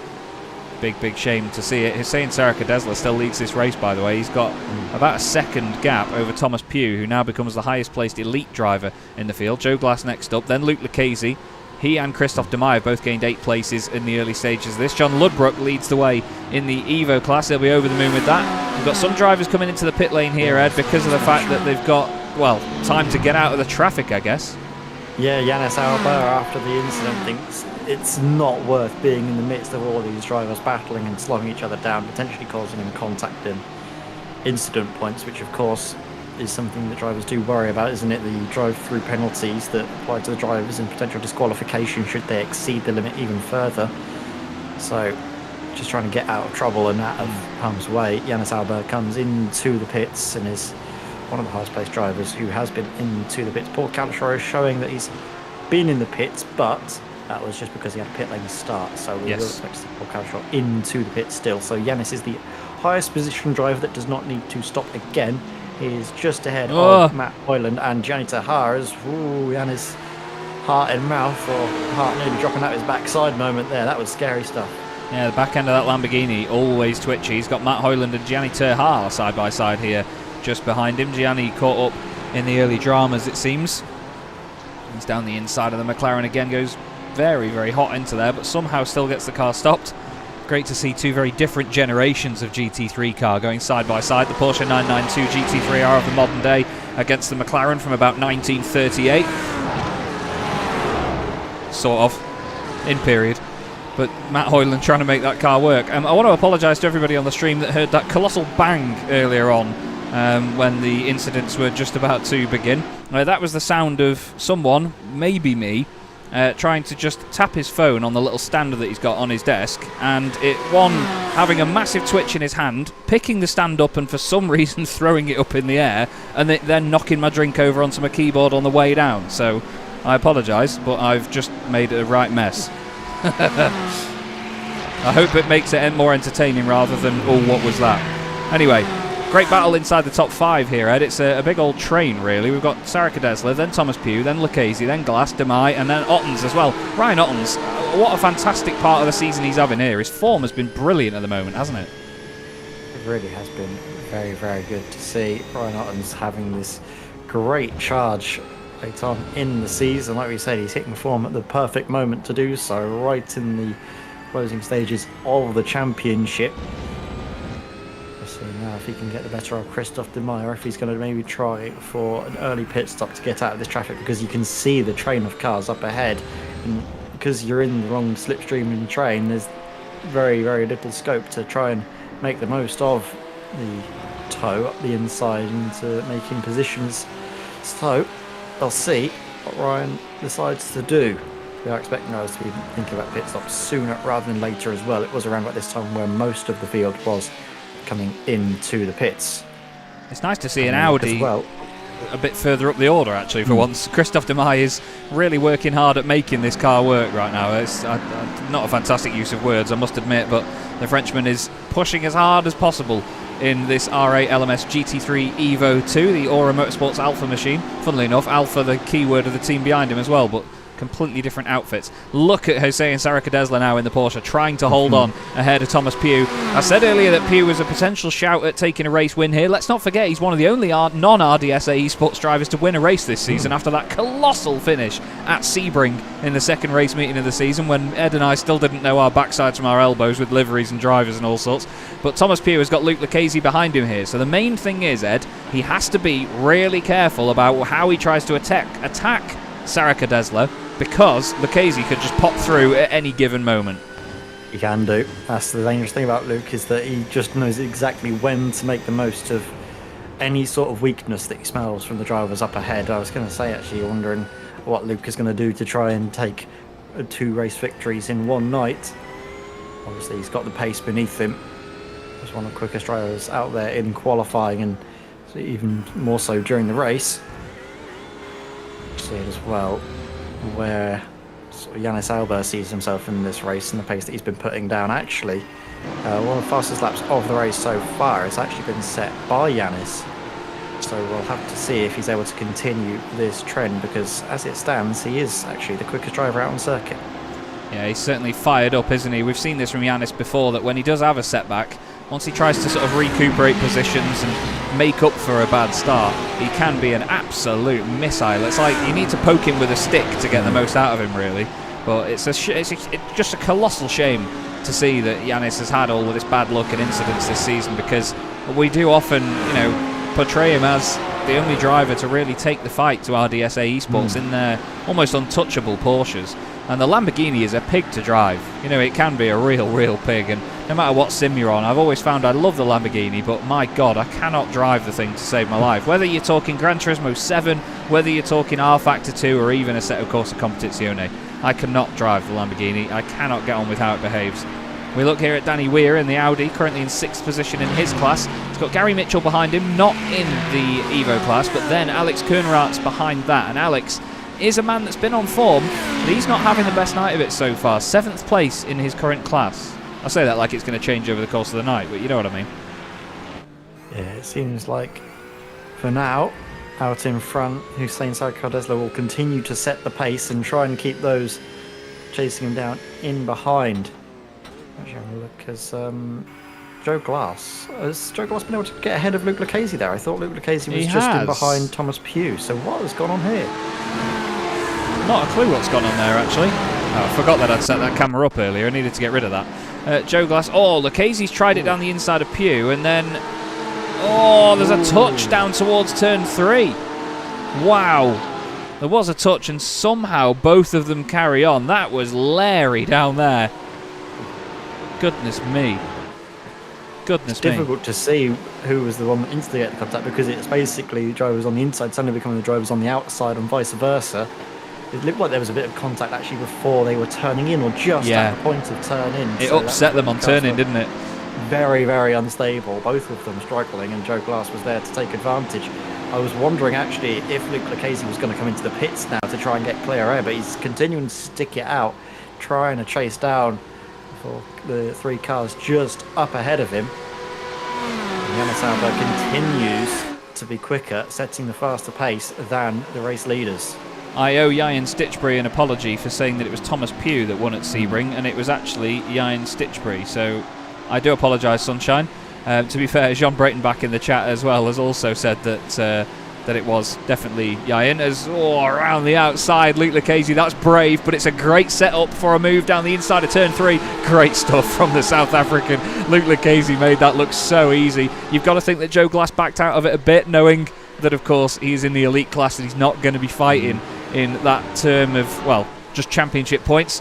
But still, you've got to get it done, and Lucchese did that. Look at Ryan Otten's now around the outside of turn 5 as well. That's an inspired move, that is. He says, well, Luke, if you think you can do a pretty round the outside move, I'll do one even better. Great stuff, that by Ryan Otten's. He's really come alive in this season as Ryan. It's been great to watch. Yeah, it was a great move around the outside, and I think that was basically all the convincing Joe needed to back out of that one and let him have the position. He doesn't want to obviously let the drivers go, so to speak, but he doesn't also want to hold them up by defending and battling, because that only hurts his race. So we're going to see it now. Just gets held up a little bit on the inside, and look at Ryan Ott. It's just the speed that he takes in, the confidence in the car to keep stability, because we know that the car has a tendency to over-rotate when turning in a little bit too sharply, a little bit too quickly into these corners. And then you can see Joe Glass just backing off a little bit, giving him some space. Now, into the pits comes Thomas Pugh. Hussein Sarakardesla continues to lead, now from Luke Lucchese, who's chasing him down. Now, this will give us a good idea of where Yannis Alba will find himself, because Thomas Pugh coming in from second place. We're going to wait and see where Yannis Alba is out on the circuit. I can't imagine he's that far behind. Thomas Pugh makes his stop, comes to a standstill as Yannis Alba is rounding his way through the final corner. It could be closer than you think, you know. Yannis might be able to just get the jump ahead. Thomas Pugh's just got moving now, actually. He's quite far down the pit lane already. You could hear the Lamborghini, and there is Yannis Albert on the right-hand side, and Yannis is going to get in front. He's going to be on the outside line, but he cuts across Thomas Pugh, and that is going to be mighty spicy by the time this race comes to a close, Ed, because goodness me, he's going to be close to a race lead, if not already inheriting it, as Joe Glass and Gianni Terha, two of the top runners in the Premier class, go wheel to wheel. Terha down the inside into turn 2, tries to make it work. Joe's going to be on the outside, then the inside. We've seen this a couple of times already, and Joe Glass says, yeah, watch this son. But Gianni Terha around the outside. What commitment that was, Sunshine. That is why he's a championship leader. Wow, oh wow, that was great, great brave stuff there by Gianni. Gianni now the highest position driver who has made a pit stop in the Premier class, so that's going to be one to watch if he can make it 2 Premier class victories back to back and really take that big leap forward towards the championship victories. Look at this now from Matt Hoyland's point of view, the 2 cars, 2 Porsches battling it out, and they're all the way around the outside. Just the confidence, the commitment, that is why Gianni Terha has such a commanding lead in the Premier class. Hussein Sarakardesla continues to lead from Luke Lucchese, but Alex Fretwell finds himself in the thick of the action. They're still going out in the lead of the race, and now you have to say Luke Lucchese is very close, and he's going to look to make a move on the inside. He needs to. Sarakardesla is going to fight this because he knows he needs to think about the Premier class, and maybe by sticking in behind Luke Lucchese he'll be able to get the benefit. Actually, Luke Lucchese goes a little bit too deep, but then he gets squeezed onto the grass, backs out a little bit, and now Ryan Ottens finds himself up into second place. Interesting that, though, because, of course, the longer they go behind this, Hussein Sarakardesla could technically be holding these guys up for Yannis Albert. You know, he's not teammates with him or anything, but it would be helping out Yannis in the long run if he stayed in front of them. But Hussein doing the right thing and not battle it too hard. Christophe Demay needs to be a little bit patient here, knowing that on paper, Sarakardesla is not as quick as him. Dives the Audi down the inside, hoping that Hussein's going to see him there. Ooh, and he does see him there, but he still drives into him. Bit of contact side by side through the chicane. Demay, well, thinks better of it at the moment. Luke Lucchese and Ryan Otten starting to bolt away a little bit. But to be honest with you, they're going to have lost quite a bit of time here, you know, Ed. I mean, the pit stop transit time is 39 seconds in total. And Luke Lucchese at the moment is only, well, what, 25 seconds ahead of Yannis Albert. I don't think it's going to quite come down to it being a 14-second gap. But I tell you one thing, it's not going to be a big gap at all if there is one. I'm not so sure. I mean, we'll have a think about it, because I think the pit lane limiter speed is pretty high, I think, at yes, the Hungaroring, and it's quite a short pit lane as well. So we'll have to see if that is going to affect the M Delta at all, as Luke Lucchese carries on. He's really been able to just sit the fuel. Does mean, of course, his stop will be shorter as well than all the other drivers around him. Almost certainly shorter than Yanis Albert, as there's a bit of a check-up on the way into the pit lane. Got to be so Christophe careful Dumoy with that. nearly rear-ending Sarah Deslet. He got it so fine and just deft on the way in. You've just got to be a lot more patient than that. I think I could see a bit of impatience from Christophe Dumoy. He really wanted to get through as quickly as possible. Yanis Albert now coming around the final corner just in the background at the top of your shot. As Ryan Ottens makes his way down the pit lane, Yanis is going to go flying through actually on the right-hand side of shot. Ryan comes out of the pit lane. Thomas Pugh is going to be right with Ryan as well now, his countryman. Sorry, he's not his countryman. He's racing for the South African team. I'm pretty sure Thomas Pugh is a British driver. Two of them still together, and it is Ryan Ottens that it comes out in front. Christophe Dumoy and Joe Glass together in the background as well. But yeah, it is Luke Lucchese still out there at the front. Fastest lap of the race that time round by Yanis Albert. He knows that he could potentially win this race. And again, strategy coming down to it in a half-hour race is so exciting, isn't it, Ed? Because normally we have to see a race that's at least an hour long or 90 minutes before any strategy comes into play. But here, using the pit stop to make the most of the traffic has become a real exciting element of the series. It really has been so intriguing just to see the cars battling away and all the different strategy calls that the drivers make. Even in clear air, actually, Yanis Albert seems to be lapping faster than Luke Lucchese. Looking at the last lap, Yanis was 0.6 of a second faster than Luke. So Yanis has really, like you say, got the bit between his teeth, and you do need to sort of poke the bear before you can really get the best out of Yanis Albert. And he now is really going for it. Luke Lucchese now into the pits, Chaz. Yes, indeed. Race leader is in, making his way down the pit lane now in the Porsche, on the limiter, as close to it as he can be. And he's going to be stopping any time now. I was going to say they're going to be quite central to the pit lane. Gary Mitchell and Gareth Newton have both had dramas. Here's Yanis Albert around the final corner in the Lamborghini, trying to balance that thing. You can see it wants to kill him at every single opportunity. It's like an old Lamborghini Diablo, this thing. Luke Lucchese already on his way out of the pit lane, you know. He's getting up to speed now, but I'd argue that Lamborghini is going to go steaming through on the right, and Yanis Albert has the race lead here at the Hungaroring in round 13. Luke Lucchese is going to have Ryan Ottens for company here, actually. Ryan's not going to be too far behind him either. Thomas Pugh in 4th place, and Gianni Terha leads the way in the Premier Class once again as well. He's got battles going on behind him, so he's not got too much to worry about. And Rob Mackay is the driver that leads in the Evo class from John Ludbrook. He's got company in form of the two Tristans, Engelstad and Dino Brega, both right behind him. But Yanis Albert leads this race. 9.5 minutes to go, just about a third of the race. But Yanis, wow, he's absolutely pushing like mad here. He's made this one work somehow, Ed. This is typical Yanis, this. German efficiency. Yeah, I said I was going to say it again. Someone has definitely poked the Albert in this one, and he is really just going for it. Casey, he's now going to have to find the roles being reversed from race 1. Now having to chase down Yanis after the pit stops. He was the one who lost out after gaining in the first time of asking. The pace from Yanis is just immense now. He is really going for it. And like you say, Ryan Ottens, he has had a great turn of pace here at the Hungaroring, but also just throughout the last few rounds, really. He's been one of the drivers that has really taken a big step forward in terms of his pace and also race results as well.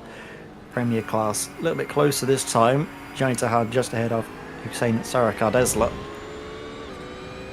Gianni, I think, is going to be, well, getting certainly one hand on the trophy after tonight, because Alex Fretwell is way down the order. I don't actually think he's going to be classed as a driver finishing this race. His teammate Tristan Engelstad is down in 9th position in class. So as long as he's able to get a decent result, actually, I think in the next round at Imola, he could be crowned champion. Yeah, absolutely. Certainly, like we said, got one hand on the trophy. It's great to see Matt Hoyland making that McLaren work around here tonight, actually. It's a very underrated performance, this, until now. 3rd place at the moment in his class in the MP4-12C GT3 from, like I said, about 1938 compared to the rest of these GT3 cars. It is rattling along at the moment, and he's certainly making it look good. I think he was driving it not as a joke as such, but just sort of like, no one's driving this car, why not? I think if it wasn't for the 78 Porsches that we have in the field, a few more people would maybe pick something a bit more fun like the McLaren. It's interesting that Matt was saying in the YouTube chat earlier that the car doesn't want to go around corners, because all I've described it as is an oversteery pig of a car. You know, you point it in a direction and it gets way too excited to go in said direction, and then you're already on your way to an accident. That's what I can describe driving the McLaren as like. As we look back here at the Audi, it annoys me how well that camera angle works, considering that we tend to change away from them with these cars. But that's the R8 of Christophe Demay. He's going to be a little bit frustrated here, actually, because he is not in the same class as these two drivers in front of him. He's in the class above, and he'll want to dispatch them really quickly. But this is the battle for second place in class, and, well, they've got to go for it now as Højlund tries it around the outside of Sarah Kadesla. But Hussein's having a great race. Really controlled drive, this, isn't it? Yeah, obviously making the most of the reverse grid pole position, but that hasn't taken away from what we've seen from him. He's found himself in the good position and raced accordingly, knowing that it's just better to try and hold on to the race rather than do anything. Here comes else. Demay. There is Demay. He looks up the inside, but And then looks again. he has a little half look and then thinks about not doing it, and then thinks better of thinking better of it. It's very indecisive, but sometimes that can throw off the drivers you're trying to battle with and give you a little opportunity to make the move stick. As of now, though, it seems that indecision could cost him, because Joe Glass is going to be right there with him, hungry to get onto the Premier Class podium, because he can just see two cars up the road that he needs to get the better of. I was going to make a joke and say it's just indecisively French of him, isn't it, really, to not really fully go for the move. But to be honest, to Christophe Demay, and to be brutal with you, he's been one of the most committed drivers that we've seen all season. He's one of the drivers that really does chuck the car in and really goes for the moves. So it would be very unfair to make a joke on that part. However, I didn't want the humour to slip by and everybody miss it. Speaking of slipping by and missing it, flipping heck. Graham Matthew has just gone, well, he's had to pay to get back in there, avoiding the incident with Danny Weir. Who else was involved in that one there? I think Russell Jakes was in the thick of this. Yes, he was, in the number 7 Porsche. Let's have a look. There has been a change of position further up as well, and oh dear, it was quite a slow incident, really. It looked a lot more dramatic than it was, but it was actually quite a slow coming together. Again, not really great communication of what exactly was going on. Danny Weir, I think, was... He just stops. Yeah. And, yeah, I don't think Russell was expecting it, in fairness, and then he gets clouted by about 48 other cars. Poor Audi. Position as well. Christophe Demay did get overtaken by Joe Glass, but was able to gain that position. I actually went, because I saw Matt Højlund have a massive snap coming through this corner here. You can just see it there. Yeah. Massive sort of oversteering moment. Does really well to recover, and then all of a sudden... Oh, that's tasty by Joe. That's naughty by Joe Glass, but then he's going to get mugged off here because he's going to... He has to pay to get back in as well there. He nearly needs to get his paddock pass out for that one. Wow. That was mighty naughty. We're going to go on board with Joe Glass for this, because that is... that's one of the tastiest opportunistic moves we've seen all season. Yeah, it was all kicked off by a massive snap from Matt Højlund as well. I have no idea how he was able to keep that thing on the road. That is true. I'm sorry, that probably doesn't seem like much to a lot of people, but that was filth. I think that was absolute filth by Joe Glass. And to be fair, it was clean as glass, wasn't it? Clean as a whistle. You're just... he was taking the mick there, was Joe. Love that. Love it. Hussein Sarah Kadesla, he's definitely not taking the mick. He is really controlling this pace at the moment. He's doing a great job of it. Sure, he's not as quick as the car behind him. He's doing Gianni Terhar a favour, I can tell you that. But that McLaren is looking good. It's looking really good in the hands of Matt Højlund. A very nice looking car, and driven very nicely as well. And now I think we come to the stage where Matt Højlund is going to be trying his utmost to get the most out of these final 2 corners to really get the run. We know this is where the Porsche is strong, though, at putting the power down out of the slow speeds. Matt Højlund trying something to go around the outside, maybe to force Hussein Sarkardeza to take a compromised line. But then through the final corner, the Porsche always seems so strong, but a little bit of a mistake. They're running wide. Matt Højlund's going to get an opportunity to go up the inside, but what on earth happened there? Sarah Kadesla just disregarded the fact he was there. He clearly got his nose down the inside. I don't want to hear anything about this, who's entitled to a corner and whatever else. Sarah Kadesla ran wide, Højlund found a gap, and then Sarah Kadesla just said, no, I'm not having that. Oh no, now Højlund's at the back of Joe Glass. You could say he smashed him. Oh, dearie me. Joe Glass with a fantastic recovery. Well styled out, Sunshine. But that is not how we wanted that battle to go with a few minutes left in the race. That is a huge, huge shame. Not only was it because the McLaren was going so well, but it all started by a bit of just awful awareness, I'm having to say, from Hussein Sarakadesla. He would have got a warning or something that the car was down the inside. And to be fair, I mean, you'd have to be careful with a car that close to you anyway to not completely cut back across the apex, and unfortunately that's what he did. Yeah, he could have easily committed to the wider line and gotten the power a little bit earlier as well. I think he was just trying to hook up a later apex, but at that point, when you've got the car on the inside, you can see he runs very wide, and then he could just commit to the wider line, but yeah, Hoyland like was definitely, like you're right to say, he's going for the late apex, but just isn't aware. Yeah, Hoyland was definitely alongside long enough for that to sort of say something to Hussein Sarakadesla, because look, he gets down the inside. He would have been told now. There's about a second and a half between what would have been a call by any sort of crew chief. He gets on the brakes, I think, to try and avoid contact. Yeah, he does. And I think that's the only reason the car stayed sort of from spinning round further, you know, is that because he had the brakes on, it sort of started slowing down all four wheels anyway and stopped any over-rotation. Let's look at the front. Yannis Albert still leading the way. Luke Lucchese's only 0.7 of a second behind. And I'm pretty sure we've just gone on to the final lap of the race here. Lap 17 in round 13 of the Evolution Sim Racing GT3 Championship here on Chaz Draycott Media. One more final shout to our sponsors, Kame, Medius, AB Designs and Keenan Eco Energy. It's fantastic to have you all on board. Thanks to all the wonderful viewers as well and the drivers for making this so entertaining. A great night of racing here. It's exactly what we expected from the Hungaroring though, isn't it, Ed? What a great circuit this is. Some drivers really hate this place, and I think they're wrong. Yeah, I mean, I love it as well. It's such a great circuit. Maybe in terms of racing, I haven't got, like I said, at the start of the broadcast, experience around here in racing wheel to wheel, but hot lapping, I just love it so much. We're coming to another round after this one, which is my all-time favourite circuit, Imola, which I'm certain is going to be us a real treat with the 1 hour race upcoming next week. We were doing all right until you said that. Chaz, I know, I remember you do from the Sim Racing Magazine GT4 Challenge, just how much you love this circuit. Sorry, Imola. It's a nightmare. There's just too many curves. But that's just me. At the end of the day, we all know by now, I've said it so many times, there's a reason I'm a commentator and not a driver. And the reason is Imola, because I can't avoid curbs. It's just awful. But still, race is coming to a close here at the Hungaroring, and it's been mighty exciting all the way through, all night in both forms. But I tell you one thing, it is finally, and with no disrespect to anybody else, it is almost a relief to see this man round the final corner to take victory in round 13 of the championship. It's unlucky for some, but not for him. Yannis Albert wins at the Hungaroring ahead of Luke Lucchese and Ryan Ottens, and Gianni Terhar. Well, you can't doubt this boy at all. He puts a hand on the trophy in terms of the Premier Class Championship. Hussein Sarakadesla gets what I believe is his first podium of the season.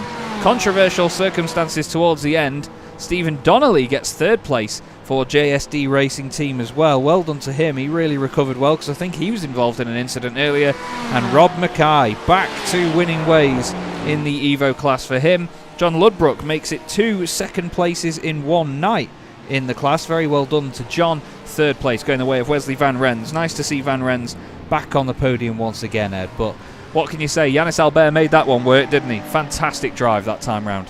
Yeah, definitely wonderful performance by Yannis Albert, and while he might not be able to challenge for the title, he can certainly secure his place on the podium come the end of the season.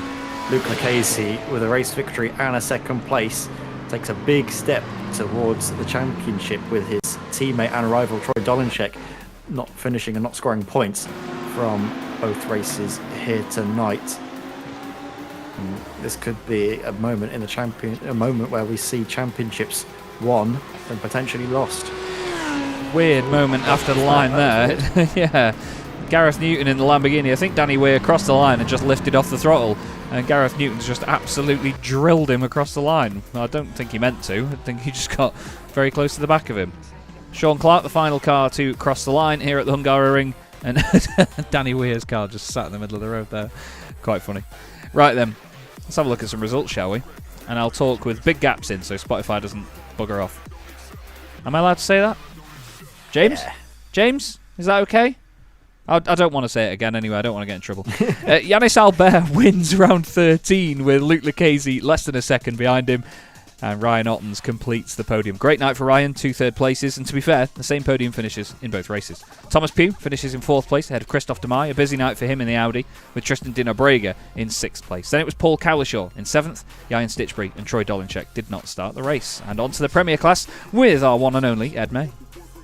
Thank you very much, Chaz. And Jay Tahar makes it 2 race victories from 2 here at the Hungaroring with another brilliant, dominant performance from the start till the end of the race. Hussein Sarakardesla holds on to the 2nd place, but there might be some words about some of the actions that happened late on in the race, most notably involving himself and Matt Hoyland. Stephen Donnelly, they're rounding out the Premier Class podium. A great performance there, up into 3rd. Robin Aston in 4th, just ahead of Matthew Jones, who himself is just ahead of Joe Glass, just missing out on the podium following a coming together between himself and Matt Hoyland. Actually, I think Matt Hoyland did slow down. He finishes in 7th place to give Joe Glass that position back after the contact in towards turn 1 in the closing stages. Great sportsmanship. Jamal Gandor there in 8th place, just ahead of James Bostock, who again, the two Jameses close together, inseparable. It's James Rankin who rounds out the top 10. Tristan Engelstad not having the best of evenings in his championship chase for 2nd place, still is able to make up some ground on Alex Fretwell with that 11th place finish, just ahead of Paul Robson. Then we come to Scott Kostrick, finishes 3 laps down. Gary Mitchell, who finishes 4 laps down. They are 13th and 14th place respectively. Simon Cheshire, Alex Fretwell, Joe Sparrow and Jack Wyborn all finishing several laps down and probably not able to score points from the final race of the evening. Thank you very much, Ed. We move over to the Evo class. And it was Rob Mackay that took another race victory there ahead of John Ludbrook by 2.3 seconds, with Wesley Van Rens completing the podium. James Pallett finishes in 4th place with Alex Koenraerts in 5th position, the man that's been on form recently not having the best night of it. Graham Matthew finishes in 6th with Chris Keenan in 7th ahead of Danny Weir and Gareth Newton. Alex Boniface completes the top 10. Next up was Ashley Brooks, get it out, Chaz. Russell Jakes next up, but 12th position for him from race 2. Not great at all, but of course involved in the incident early on. Francois Brandet, Sean Clark and Dennis Coller complete the field. So, let's do our thing. Let's fade back in time, slow it down, and we'll have a chat with some drivers. And to be fair, somebody that definitely was not slowing it down tonight was this man. Yannis Albert put in a colossal effort this evening and was rewarded with the win in round 13. Yannis, maybe a bit of relief in that one after the difficulties of round 12. How are you feeling? Yeah, I mean, after round 12, I was kind of close to saying, okay, RJC wins, I give up. But then I looked at the point at the results and I was like, oh, I'm still ahead of Tristan. Okay, let's see what we can do. I was going to say, it's not an easy track to try and sort of regain time on either, is it, the Hungaroring? There's never any breaks around here other than the start-finish straight. Yeah, it's quite a tricky one as well. I think GT3 is quite difficult in there. I think open wheelers are really nice though. Yeah, absolutely. It looked at a few points like the Lamborghini in particular was its usual self. It's a bit of a death machine at times, isn't it, this car?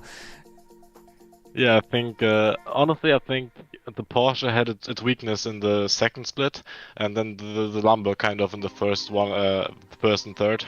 The low speed zones, the Porsche has so much traction, and then the Lambo kind of likes to slide around. So. Yeah. I was saying all the way through the broadcast basically how much of a pig the Lamborghini is. No matter what simulator you're in, it is a difficult car to drive. But that's what's been so exciting about watching you race it this season. You know, Yannis, it's not the car to be in, but you've made it work still. How are you feeling about the remaining rounds of the championship? Are you building in confidence with this fight that's still going on with the guys? Remind me of the track choice again. I think it's Mugello and Imola next up for a 1 hour race. God. Yep, exactly. And then Mugello's home ground for the Lamborghini, but not for yourself. I imagine that Imola's going to be a bit painful with those curbs. Yeah, I mean, I think everyone is gonna have trouble with the curb. I think that it could be very close. But also, I just hate the track, so I think I'm gonna do like 5 laps and call it. And then on Thursday, I'm gonna do some more laps. But yeah, I don't know. I'm very excited to be still on the podium. Yeah. I think after this one I should be as well. But still, still Imola. Tristan's really quick. Yeah, exactly. And Tristan's quick, so he can still pull it off easily. Well, we'll have to wait and see, Yanis. Is there anyone you'd like to give a shout out to before you go? I mean, good job, Ross, on the first race. We worked quite hard, and he especially worked very hard this week again. Did a lot of practice, so happy it paid off for him in race 1. Nicely said. Well, great to speak to you, Yanis. Very well done tonight, mate. Well done to get that win, and we will see you at Imola. See ya. A very realistic insight there from Yanis Albert, but we can always count on him for that, can't we, Ed? He always says it how it is, bless him. He really does. I love Yanis. He's a great character, and he's got that sort of... He doesn't mess about, does he? When he says what he thinks, and we love that with a driver, where they always give us sort of a great window into what they're thinking, because it really sort of sheds some light on what we can imagine they're feeling during the races as well. As commentators, we can sort of get an idea of how the drivers feel. Absolutely, and we'll get an idea now of how Russell Jakes feels after a race win in round 12 for us, but not quite having it go your way in race 2. Talk us through your evening, Sunshine. You don't want to know how I'm feeling. Well, we do. That's why you're here, mate. Race 1 was great. Quali, I had a bit of an issue in quali where had 2 off tracks on that. I think I was half a second up on one of them in an off track at the third last corner. So race 1 was fairly easy. It was fairly straightforward, and then race 2, coming up to 10th place in race 1, which put me 3rd place in the second race. And I've watched the replay back. 4 or 5 people have watched the replay back, and I just got wiped out. Yeah, we were saying at the time as well, it just seemed like a bit of misjudgment from the other driver, and at that sort of speed through there, it's a terrifying corner anyway, to be fair, is turn 3, and it's just a massive shame that it came to that. I do have to apologise, because I believe part of it was down to the commentator's curse, so you can protest us in the commentary box at some point. Well, I was making a point in the first race to you, because I watched the warm-up part, and Ed, I think, said that we don't take too much into qualification. That doesn't tell what driver's pace is like. So I was like, oh, fine. I'll just win by 8 seconds or 9 seconds or whatever. Well, he's undermined his own point. That's what we do. That's what we're good at. That's why we're professionals. That's how it happens. So, but just high to low tonight. And unfortunately now, at the end of the day, a steward's ticket will go in, but it's not going to give me back the points that I lost in the second race. There's 13 cars between me and second place in my class. Yeah. It should have been an easy win, and ultimately now I've come 12th, and Rob Mackay's come first, and then third in the first race. So that championship gap of 50 points is probably now down to 20. Yeah, yeah, absolutely, and it's justified as well, Ross, and it's a shame to see it, but obviously for us it keeps the championship battle nice and spicy, but we know that's not, from a driver's perspective, that's the last thing you want. You want an easy ride, and you want to have a good one, but still... I did 500 laps on that track this week just to get up to pace. Oh, mate. It's been wrecked. Just been wrecked, so really frustrating, but first race was good. All credit to Rob. He's come from second place behind John, and he's won the second race, and I think the first race he moved up from 7th to 3rd. A great effort from him as well. So hopefully what I will say is I hope that the championship doesn't come down to a crash out in the final 2 races. Yeah, absolutely, and we wish the same as well, mate. But we unfortunately have to move on. But obviously, commiserations for race 2. But well done with the highs of race 1. Is there anyone you'd like to give a quick shout out to before you go, Russ? Teammates, MRC, my work, Medius for sponsoring the league as well. So onwards to next week. Absolutely. Well, best of luck, Russ. Chin up, mate, and we'll see you next time round. Cheers. Bye-bye. Russell Jakes understandably frustrated, as mentioned there, Ed, and we'll move very quickly on to the man that won the second race of the night in the Evo class, Rob Mackay. Rob, it's a sort of opposite for you to Russell Jakes in a way, but not quite to the same extremities. 3rd place in race 1 and then a win in race 2. Another good day at the office, really. A very good day at the office. Gutted for Russ. We were speaking before both got pulled in here, and I was saying that it's not how I wanted the championship to close up. Yeah. Not in that sort of way. It's just gutting for him. Those points that have dropped away from him for this one. Well, it's good sportsmanship of you to recognise that as well, though, because we know how, there's so many great people in this league that really get on. Everyone's got such respect for each other. At the same time, it's still very competitive, isn't it? So there's always that sort of mix of, you'll take it, but you don't want it to go that way at the same time. You want to have an on-track battle and, race each other to the very end. But, the end of the season's coming around very quickly now. Imola and Mugello left to go. Are you feeling confident at all for the final 2 meetings? The Mugello, I've raced a few times, so that track not too worried about. Mm-hmm. Imola, my only experience is from F1. I have done a couple of laps this week on Imola just to see how different it actually is on the decent sim. I like that. You can carry on with that all you want. That really caught me off guard then, Rob. I actually just stood up to close my curtains just as he did that. I nearly fell over. That was brilliant. But yeah, it's true though. It can be a very different experience depending on what sim you can be on. Though it's a valid point, and I mean Ed loves the place, so I'm starting to question his sanity, to be honest with you.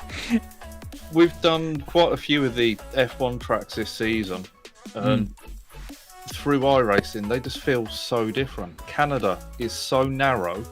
Oh yeah. In comparison to how you see it on F1, and there's so much elevation change as well that doesn't come across on F1. Yeah, that's very true. And having decent handling model and all the other good stuff iRacing has got makes it better as well. Very, very true. Very true. Well, we'll keep our fingers crossed for you, Rob, and hope that the results keep coming in. Is there anyone you'd like to give a quick thanks to before we let you go?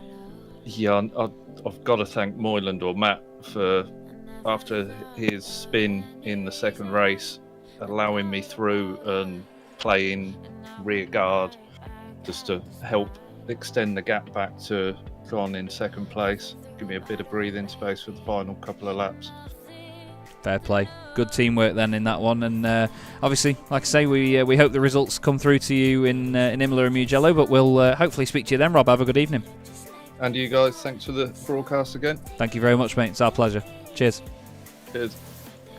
And very quickly on once again, Ed, because I'm very conscious that we will probably run over on time if we let this man speak long enough, because I'm sure he's going to tell us all about how much he loves the McLaren. Matt Hoyland joins us in the box. Matt, I was just saying about how I'm questioning Ed's sanity with the fact that he loves Imola so much, but you chose to drive the McLaren MP4 12C GT3 at the Hungaroring tonight. Are you okay? Do you know what? I was up until about 3 laps from end of race 2, because I was actually sat in P3. We were cheering for a podium. Yeah, we wanted a podium. Then obviously it all came crashing down, as it always does in race 2 for me. But to be honest, like the last few weeks before this, as you'll have seen, race 2 has just been disastrous for me, and it got to a point where I wasn't really fighting for any top spots in class. So I thought, well, I'll start scouting a little bit for season 5, trying some different things. Yeah. And I've never driven it. I've never actually raced it before. So, but it's not terrible. It's just not quite as agile as some of the other things. But it does look very nice. So there is that. I was going to say, it's quite one of the interesting points. I mean, if you watch the broadcast back, you'll hear that I mentioned it. I remember the car was an oversteery monster a while ago. Like, it was way too pointy at the front end. It was like the rear wheels were like casters on the back of a shopping trolley or something. Honestly, it was just bonkers a few seasons ago. But, it's good to see that it can still hold its own against the other cars on the service, which is great. But, yeah, I'd never crossed my mind that it was a bit of scouting for season 5. It's an interesting strategy, at least, to get the most out of the final few rounds and just try it. But I always say that it's not... Oh, thanks, Spotify. It's not always a case of driving this thing. It's more hanging on at certain points, isn't it? Yeah, that race 2, obviously myself, Yanis and Gianni all pitted at the same time. And normally, Gianni's obviously incredibly quick, as is Yanis, but I can almost hang with him, but I can just see him pulling further and further away, and I'm having to try so hard just to keep it going. But it's just, I think its issue is it's a little bit unpredictable. It understeers a bit like the Audi if you push it in a bit too hot, but then if you get on power too early, it's almost like portion that it'll snap, and you just don't really know what you're going to get from it every corner. It's like sticking your hand into a bag blind and hoping there's nothing nasty in there. But yeah, it's hopefully over the next couple of races I'll get it a bit more under control. Well, we look forward to seeing how you get on, Matt. It's been fantastic entertainment and lovely to see the McLaren out there tonight. But we hope to, see it improve, let's just say. We'll hope that your luck improves in those second races in the final race meeting anyway. Is there anyone you'd like to give a shout out to before you go?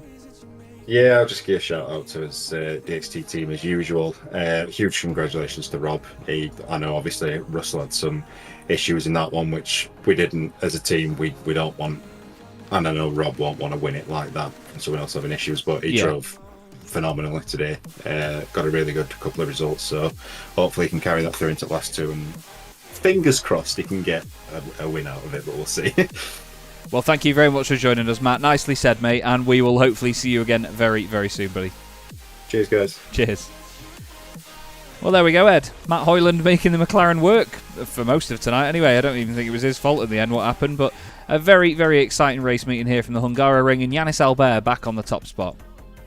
Yeah, it's going to be interesting to see what the championship standings look like after tonight. There was a lot of drama and big moments in the championship, most notably Troy Dolinchek having a moment, or an error really, wasn't it, in connecting to the session, having the wrong car selected that sees him score 0 points from both race 1 and 2 of the evening. And well, his main rival, Luke Lucchese, took full advantage, winning both the first race and then finishing second in the second race.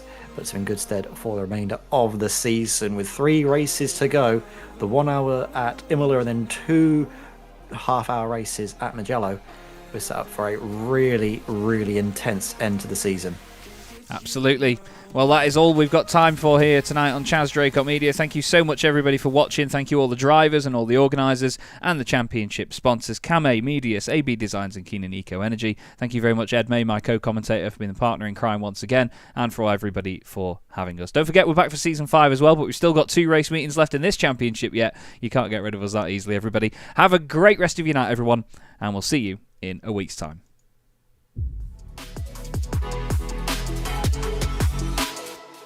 4 French drivers at the French Grand Prix trying to win this on the final lap. The 3 wide again, Guillaume down the inside.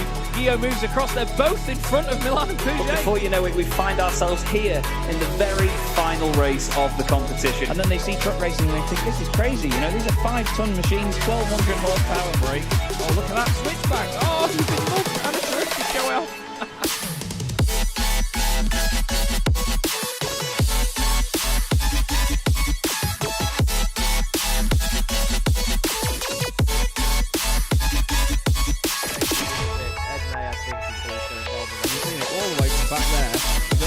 Ben Gregory now, I love it. 18.5 minutes gone. Senna Lanson tries to go for the race lead.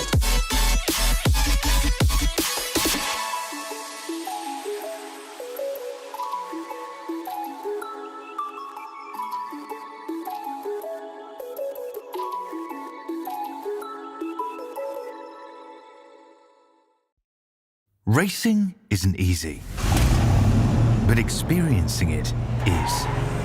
iRacing puts you in the driver's seat with the industry's leading sim racing game. Drive on laser scan replicas of the greatest racing circuits from around the world. Go head to head against other drivers chosen by skill-based matchmaking to ensure competitive racing at every level. Compete across all your favorite series. In officially licensed cars, engineered to deliver the most accurate driving experience possible.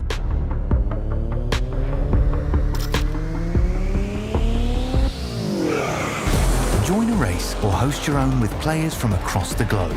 Race against the computer or in a league with friends. Feel the thrill behind the wheel. Visit iRacing.com.